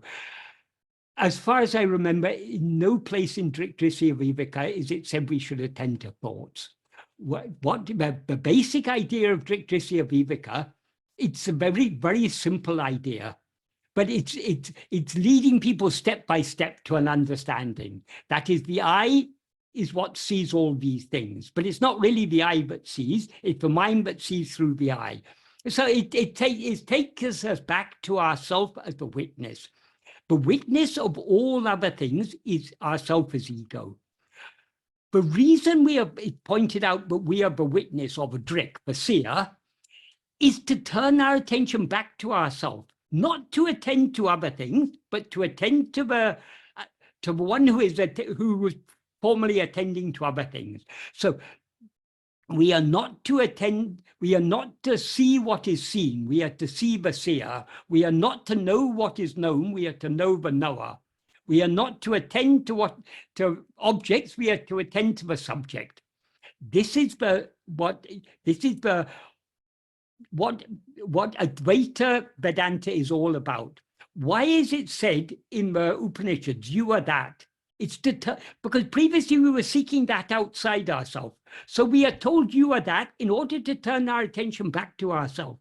So anyone who interprets Advaita Vedanta by saying we should attend to anything other than ourselves has not understood. They may be very learned, they may have PhDs, they may be swamis, they may have studied so many Upanishads and everything. They have not understood. Bhagavan has made it clear the import of the whole of Vedanta is that we should investigate who am I. That is what it all comes down to. And we cannot investigate who am I by attending to anything other than ourselves. To know what we are, we need to attend to ourselves. So Bhagavan has never said we should attend to anything other than ourselves. He says, rather, if other thoughts rise, instead of completing them, it's necessary to investigate to whom have they arisen. In other words, it's necessary to turn our attention away from the thought back to ourselves, the one who knows the thought. Michael, if I can come in, sorry, Yes, it's my question. yes. I might have phrased it correctly. Yes. So the challenge I have is, so, if you read Drigdishya Viveka is one book, there are other books too, where it's said that, okay, watch the thoughts, okay? You say, watch the thoughts. Is it actually written in Drigdishya Viveka, watch the thoughts? I'm not 100% sure. I vaguely remember See that. the title of the work, Drigdishya Viveka. Drik means the seer. Drishya means the seen. Viveka means distinguishing the seer from the seen. Why are we distinguishing the seer from the seen? Because our aim is to know, who am I, the seer? So we shouldn't be, Bhagavan said very clearly in verse 16 of Upadeshasaram that I read earlier, Drishya Varitum, withdrawn from the Drishya, we had to see the reality of the Drik. That's what Advaita Vedanta is all about. Advaita means not two. So long as you're watching thoughts, you've got a subject and an object, you've got two. Attending to anything other than ourselves is not an Advaita Abhyasa. Advaita Abhyasa means it's an Abhyasa in which there are no two things. So only the state of self-attentiveness is the correct Advaita Abhyasa. There may be many learned swamis who tell you, witness your thoughts, watch your thoughts. They're very, very learned, but they haven't understood. That's why Bhagavan said it's not necessary to read a lot. We need to read some really useful works like Bhagavan's work, understand them correctly, and put it into practice. More and more reading is only going to confuse us more and more. What Bhagavan has given us is sufficient in his own original writings. If we understand Uladu Napadu, Upadeshundiya, Nana, Amavide, Aranachastuti Panchakam, and Bhagavan's original writings, if we understood that, we do not need any other works. If we've understood this, and then we read works like Drishya Viveka, the meaning of Drishya Viveka will be clear to us. Thank you so much, Michael. So thanks for clarity. It was very clear what you mentioned. Yeah. Holding on to the I thought means you cannot hold to anything else. Okay, if you're holding on to the I thought, then you cannot watch the thought. That's the confusion I had. How can I hold to the I thought and then also watch the thought? Yeah. Then that doesn't work. Yeah. The I thought means ego. So attending to yourself, attending to I is all we need to do. Okay, thanks. And if you attend to the I thought, the thought will drop off and I alone will remain. Because we seem to be the I thought or ego, so long as we're attending to other things. When we attend to ourselves, when we attend to I alone, everything else drops off and I alone remain. Okay. And that is Advaita, one only without a second. The next question is, can you speak about how thought still functions when the ego has dissolved? No. How can thoughts function without ego? Bhagavan has said very clearly, for example, in the 5th paragraph of Nana, of all the thoughts that arise in the mind, the thought called I alone is the first, or the root thought. Only after this rises, other thoughts rise. Only after the first person comes into existence do second and third persons appear. Without the first person, second and third persons do not exist. So there cannot be any thoughts without ego, because all other thoughts exist only in the view of ego. So in the absence of ego, there cannot be any thoughts. That's why Bhagavan always emphasizes ego is the root. Cut the root and you cut the whole tree of thoughts will come to an end. Michael, I think what I may be wrong, but I think there's a sort of a distinction which perhaps is being made here. One is that for the Jnani, the person who has shed the ego, there is nothing really happening. There is no thought Yeah. or anything else. But for others who are observing the body moving and doing things and so on, there is a functioning of some kind going on, whatever Yeah. might be the viewpoint of the Jnani. And I presume that this question is addressing the view from the outside, rather, if that makes sense. Yes, That but how is it what, that whatever may be the, happen, the body and mind in some way are still functioning? Or how are whatever they may be functioning? whatever may be happening, the functioning of our own body or mind, or the functioning of any other body or mind, including Bhagavan's body or mind, exists in whose view? It exists only in the view of ourself as ego.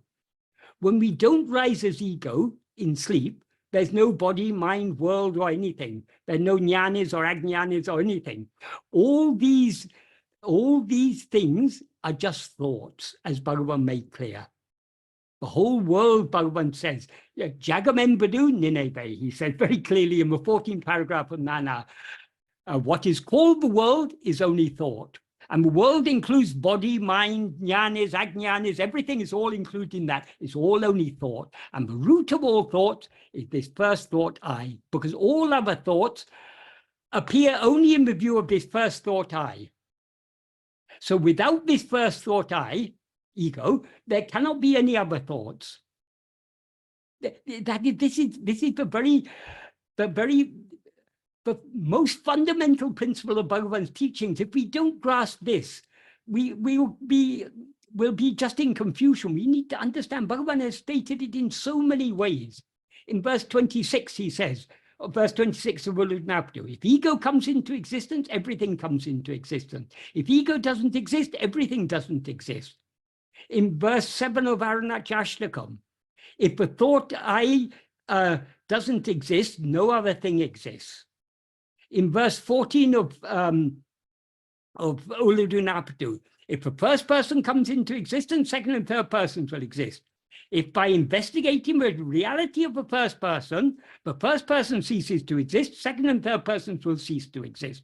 He said it in so many ways, and repeatedly he's emphasizing this point. But everything appears only in the view of ego. Get rid of ego, you get rid of everything, and what then remains, that alone is real. That alone is what we actually are. That is Brahman, that is Atmasvarupa, that is Satchidananda, whatever we want to call it. So Bhagavan's whole teachings are just focusing on this one root problem, ego. Get rid of this and all problems are solved. Because for whom are all the problems of the world? Oh, there are so many problems in the world. There's so much injustice. There are wars, there are famines, there are pandemics. People are dying, there's disease, there's old age, there's death. All these problems, for whom? That's why Bhagavan is always asking the question, to whom, to whom, to whom, for whom? It's all only for us as ego. Do any of these problems exist when we're asleep? Are there any wars or any famines or any pandemics or any birth or death or anything when we're asleep? No, it all appears only in waking and dream because we have risen as ego. If we understand this, it simplifies. This is why I'm always saying Bhagavan's teachings are so simple, but we need to be ready to give up all our preconceived ideas and see things through the clear and simple lens of Bhagavan's teachings.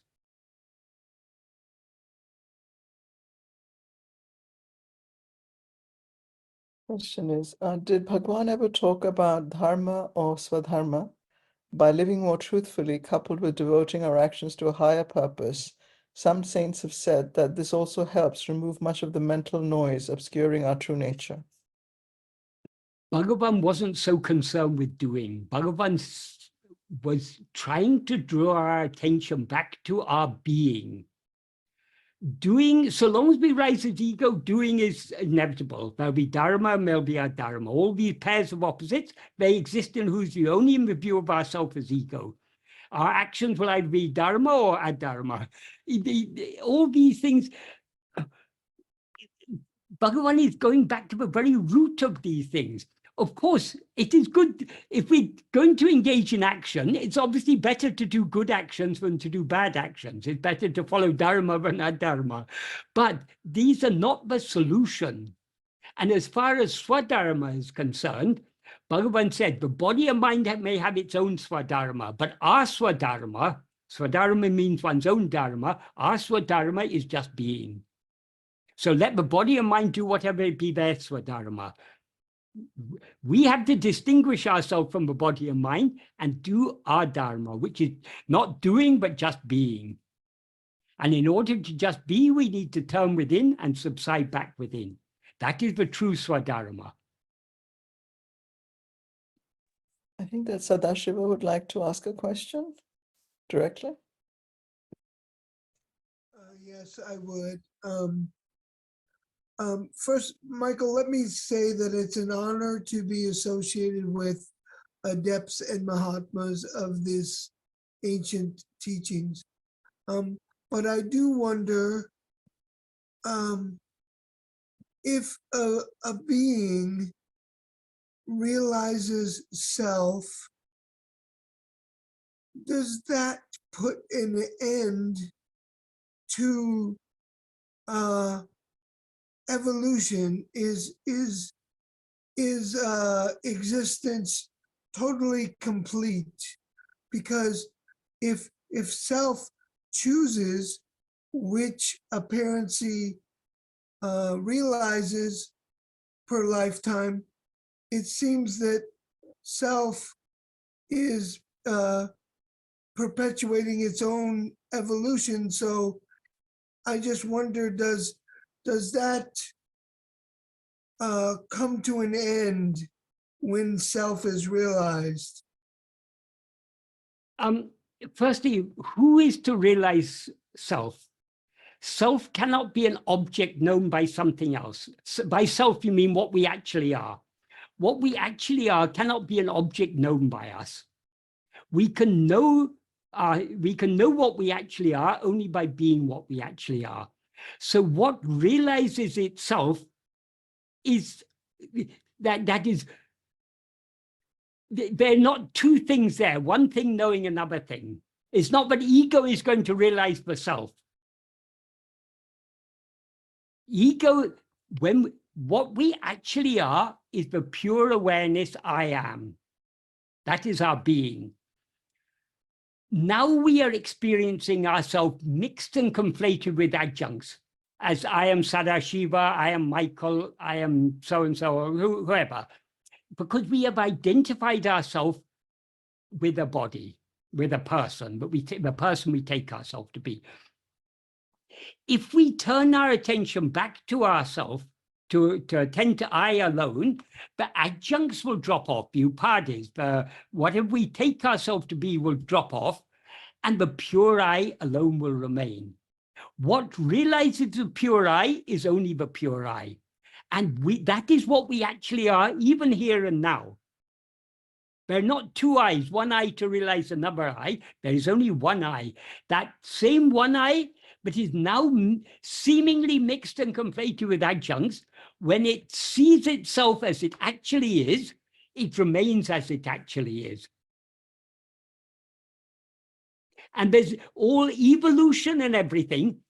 Only when we rise as ego does the world seem to exist. And then we have evolution, and whether you're talking about physical evolution or spiritual evolution, it's all these are only for the outward turned mind.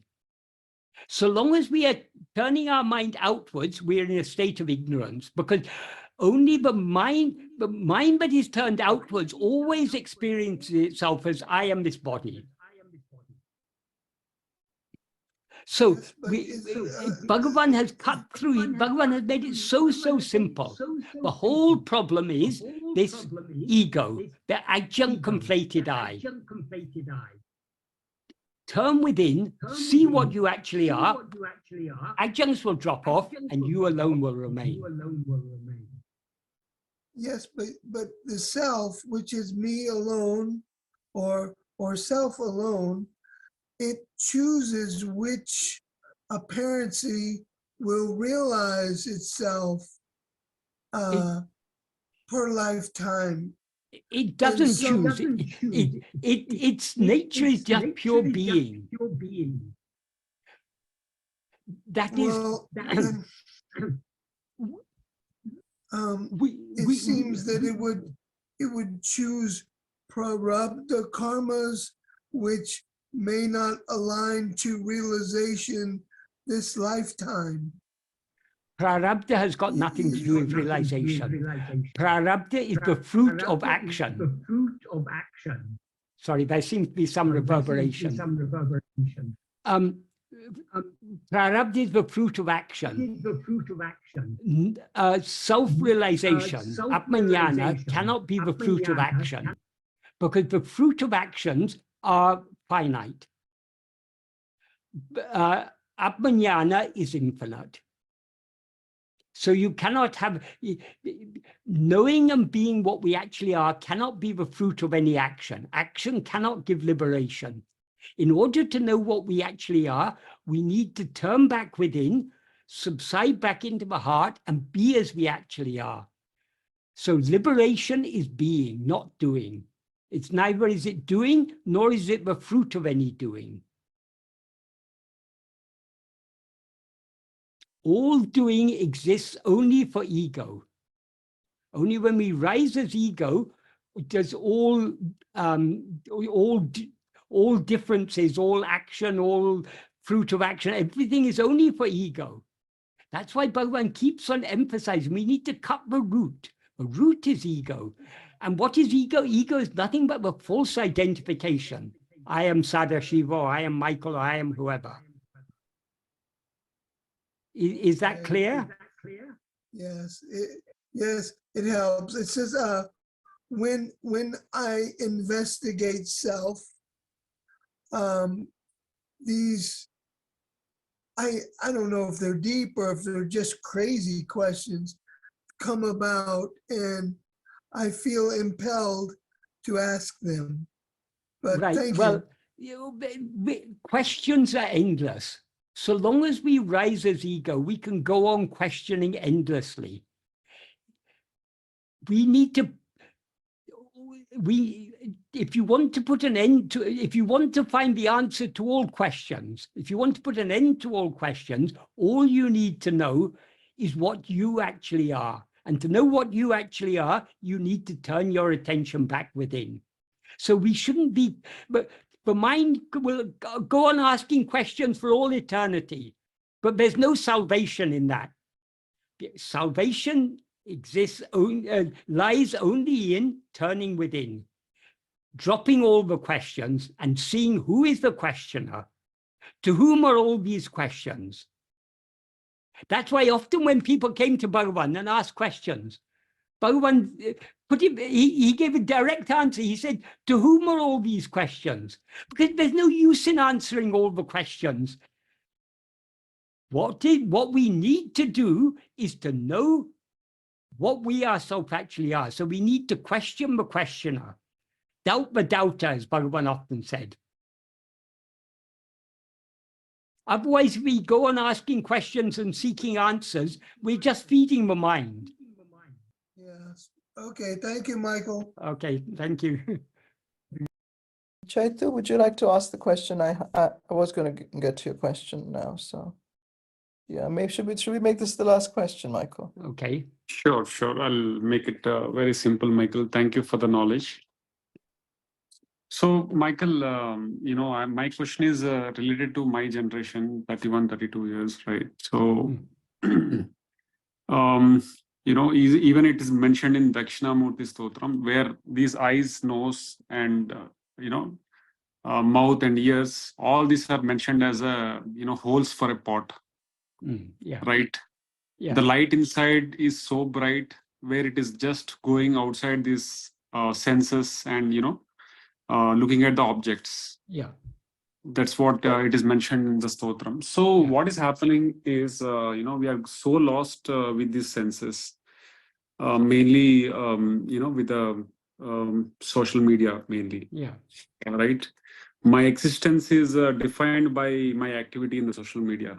Unfortunately, right.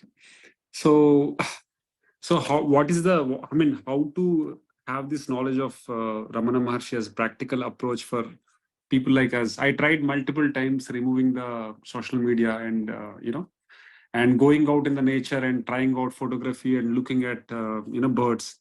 Again, there, ego comes and tries to showcase this photo. It came out very well. Or, I tried sometimes enjoying the sun. After 5 seconds, another thought comes, showcase this to someone and, get that ego always wants to have that, appreciation. And it's so funny at the same time. It's like not even a monkey which is drunk and also bitten by a scorpion.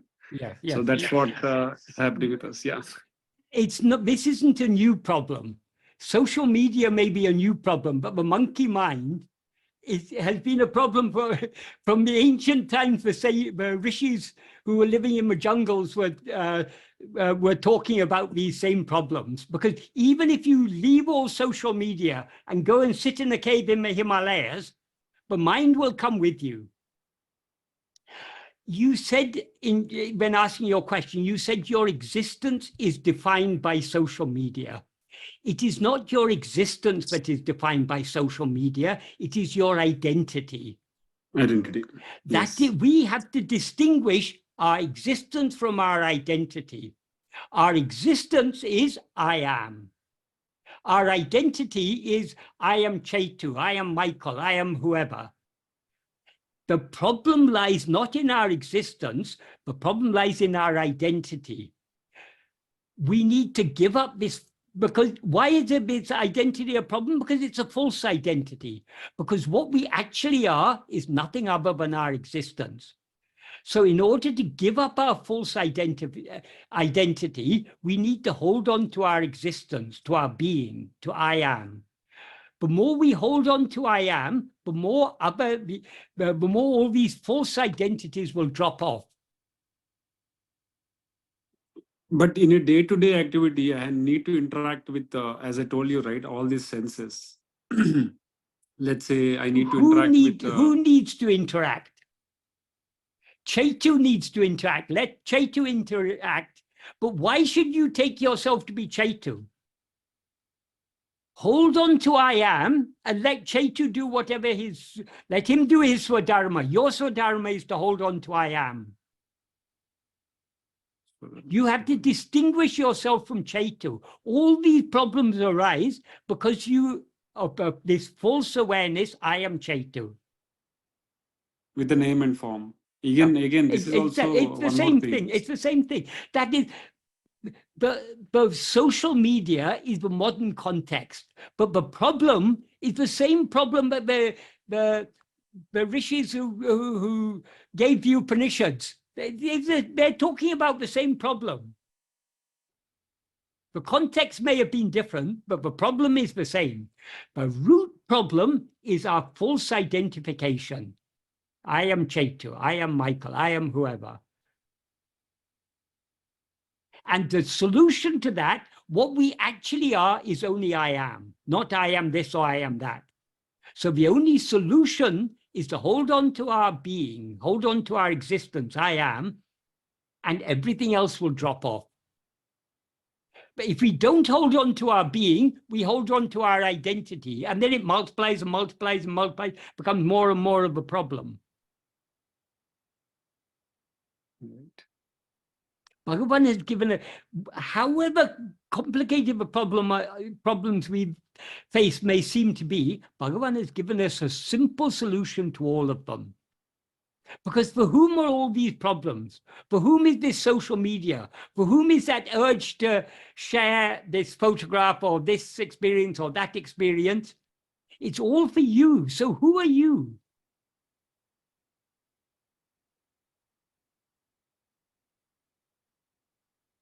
So the self-inquiry is the only way. Yeah, it's applicable in all times and in all circumstances. Because whatever circumstances we may find ourselves in, who is in that circumstance? I am. Then who is that I? Now that I is mixed and conflated with Chetu, as I am Chetu. In order to separate that I am from Chetu, you need to hold on to I am. Chetu will drop off and the pure I am alone will remain. Right. And ultimately, it all, as Bhagavan said, it all comes down to love. So long as we have so much liking to be seen and to be appreciated, we'll continue posting on social media and so on. But why? How is this going to help us? This isn't solving our problems. Now we may be young. Now we may be. A few years ago, I was 32. In a few years have suddenly passed, and I now find I'm nearly 70. Life goes by very quickly. Let's not waste our life in all these trivial pursuits. There's only one worthy pursuit, and that is knowing and being what we actually are. Because death is coming for all of us. It may seem, when you're 32, it seems to be a long way away. When you come close to 70, you suddenly realize, oh, it's getting very close. Now I see in the news so many people. Someone died at the age of 52, someone died at the age of 65. All these people are younger than me. Then what about me? What am I doing? I'm wasting my time here. Let's make use of the precious time we have, because we don't know how much time we have. We may be here for another 50 years, at least you may be, I won't be here for another 50 years, or we may be gone in 5 minutes. So every moment is precious. Let us make use of this time, trying to find out what we actually are. So in this, let's say, satsang, right, in this meditation state, the mind is so, calm. It's relaxing, and it is listening to the wise, the wisdom. Yeah. But the challenge comes when it goes to the real world, as I told, as to the unreal world. Unreal world. As I told, the vasanas are so strong. The outer vasanas are so strong. They are actually maybe 1 day, 2 day, it's fine. I can inquire, but after that, I'll be really frank. It will be boring, right? Mind always. I'm talking from the mind perspective. Mind always says you are there and you want to watch. As you give an example, right? You need to watch movie, something interesting, not boring self-inquiry. Do you feel bored when you're asleep? No. Boredom is a creation of the mind, because the mind is craving to go outwards.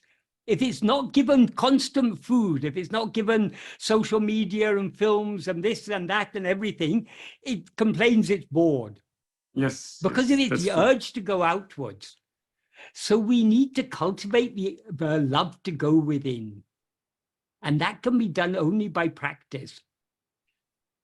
And you were talking about satsanga. This is not real satsanga. It's nice to talk about these things. We're talking about the subject we're talking about is about sat. But the real satsanga, you yourself are sat. So true, as Bhagavan often said, Atma Sangha alone is true satsanga. So turning your attention within and subsiding into the heart, that alone is true satsanga. This type of satsanga may satisfy us for a little while, but this isn't the solution. This may be helping to remind us of the direction we should be going in, but this isn't real satsanga. Real satsanga is only turning back within, which we can do. We can do it now, we can do it in the midst of any amount of activities, but we must have an interest to go within. So long as we have more interest in going outwards, we have a problem. But by patient and persistent practice, we can cultivate, the more we try to turn within, the more interest we will find in turning within. And the less interest we'll find in all this dream of this outward life.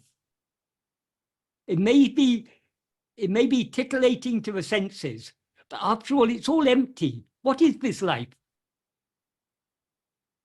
Even if you have a very successful career and live up to a grand old age of 100 or something, sooner or later, death is going to come. And then what's the use of whatever you achieve in this world? Whether you achieve money or name or fame or political power or whatever it may be, no worldly achievements are worth the effort because they're all going to end in death. Remembering death is a very, very great, a very great blessing because it puts our life in perspective. And it also reminds us, let's not waste our time here. Our time here is very precious. Even We may Michael, get so many just- likes on social media, but any number, even if we get 10 million likes on social media, that isn't going to keep Yama away when he comes knocking on the door. When death comes, the likes on social media are of no use. I can't even ask him for one more minute. I understand. No. So actually, I'll just end up this conversation last thing. So even when I'm doing charity, recently, I think Bharat invited me in this call. So recently I tried to do charities. Let's say I'm trying for girls' education and trying for a lot of things. Again, in that moment, I'm very happy. I'm giving it. But after a few hours or maybe next day, some pride is coming inside, that mind is actually so cunning. I can clearly see that, you have done it, something good. Yeah. It's so powerful, vasanas. I don't know. I mean, I'm trying it again. In this, and the spiritual path is not that easy as we, read. Doing charity is good, but whatever we may be doing, the problem we will always be up against is this ego. I am doing this. Yes, that's true. I'm aware of it, but it's still coming. The vasana is so strong. But the only way to get rid of it is to hold on to I am. To hold on to the ego is the problem. The heart of ego is the solution. Ego is the false awareness, I am Chetu. The heart of that false awareness is I am. Hold on to the heart, the adjuncts, the periphery things will drop off. But it requires patient and persistent practice.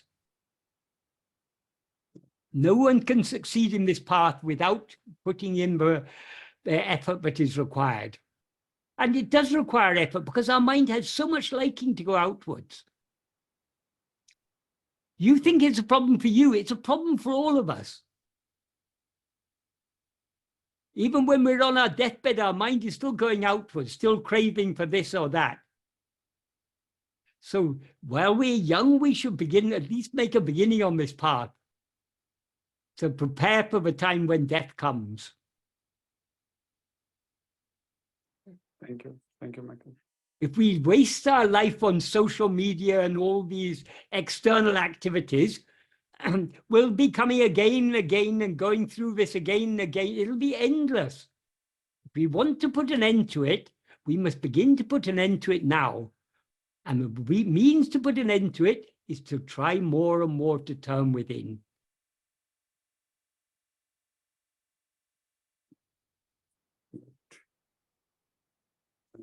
Thank you.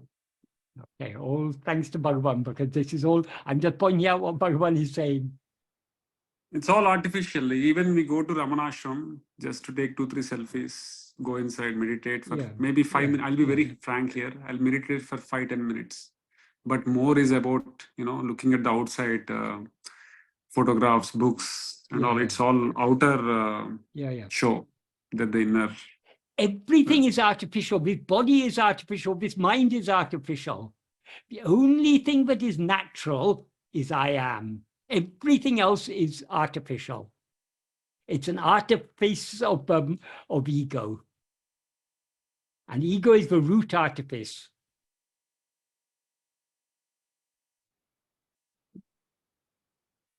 Chetu, is that? Yeah, thanks. There's never ending, but I'll just. I think it was. It is never ending until ego ends. Ego is the beginning, ego is the end. So let's put an end to this ego by trying with Bhagavan's grace to turn within more and more and more. Okay, Thanks. so there, Thank you. There's a comment on which we can end, just simply, that could one think of social media as food consumption? If we are eating all day long, the results will be tamasic.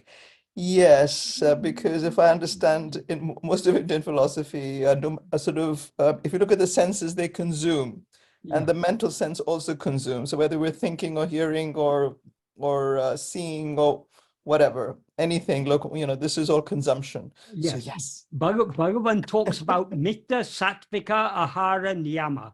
Ahara means what is taken in.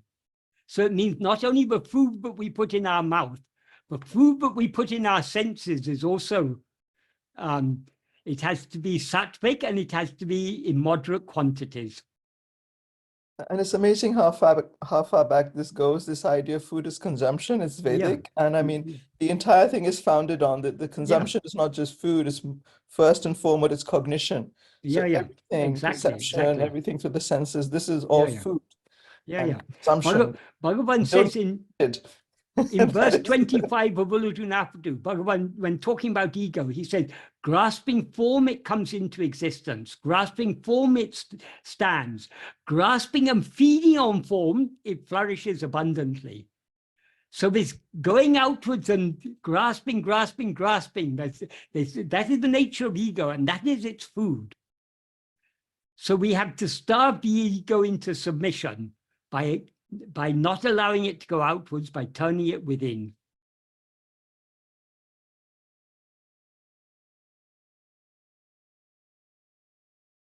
Chetu and so on, are you all in London or you're in India or elsewhere? I'm from India. You're in India. I'm in India. Recently, I went to Ramana Ashram just to meet Michael in January.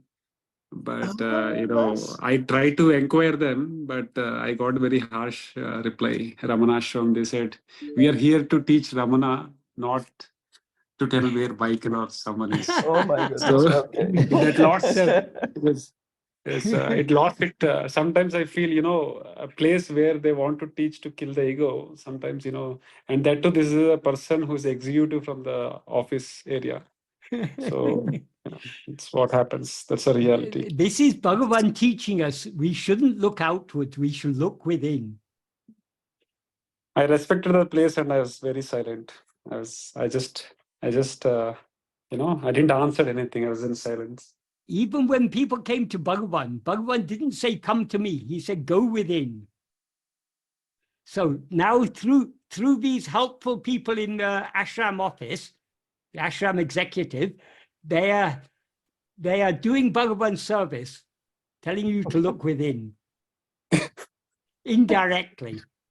Indirectly, yeah. It was very harsh, actually. That was very harsh reply. I just went all the... Bhagavan's Leela. I went all the way. I'm inquiring, where is Michael? Where is Michael? I heard that you're not well, so I thought of not disturbing over phone. I asked my mother-in-law and father-in-law also to search. They also went for each meditation hall. Finally, we went to office and we asked them. They said, we are here, that one lady with very strong voice. We are here to talk about Ramana. We are not here to tell about some Michael or X or Y. Okay, it's very strong. Michael's in the heart with Bhagavan. It's all Bhagavan's doing. It's all Bhagavan's doing. Yeah, it was fun, actually. We end on that note? And yeah. Thank you. Michael, what's your topic tomorrow? Seeing or knowing God. Okay, thank you. So this for everyone. Tomorrow is the Aradhana, and you'll have the email about the program tomorrow in which Michael is also talking. And for those in London, on the 20th of this month, 20th of April, Saturday, we're having the face-to-face satsang at Colette House at 2 p.m. The emails will go out, Zareen will send them. Thanks. Om Namo Bhagavate Sri Ramanaya. Om Namo Bhagavate Sri Ramanaya. Om Namo Bhagavate Sri Ramanaya.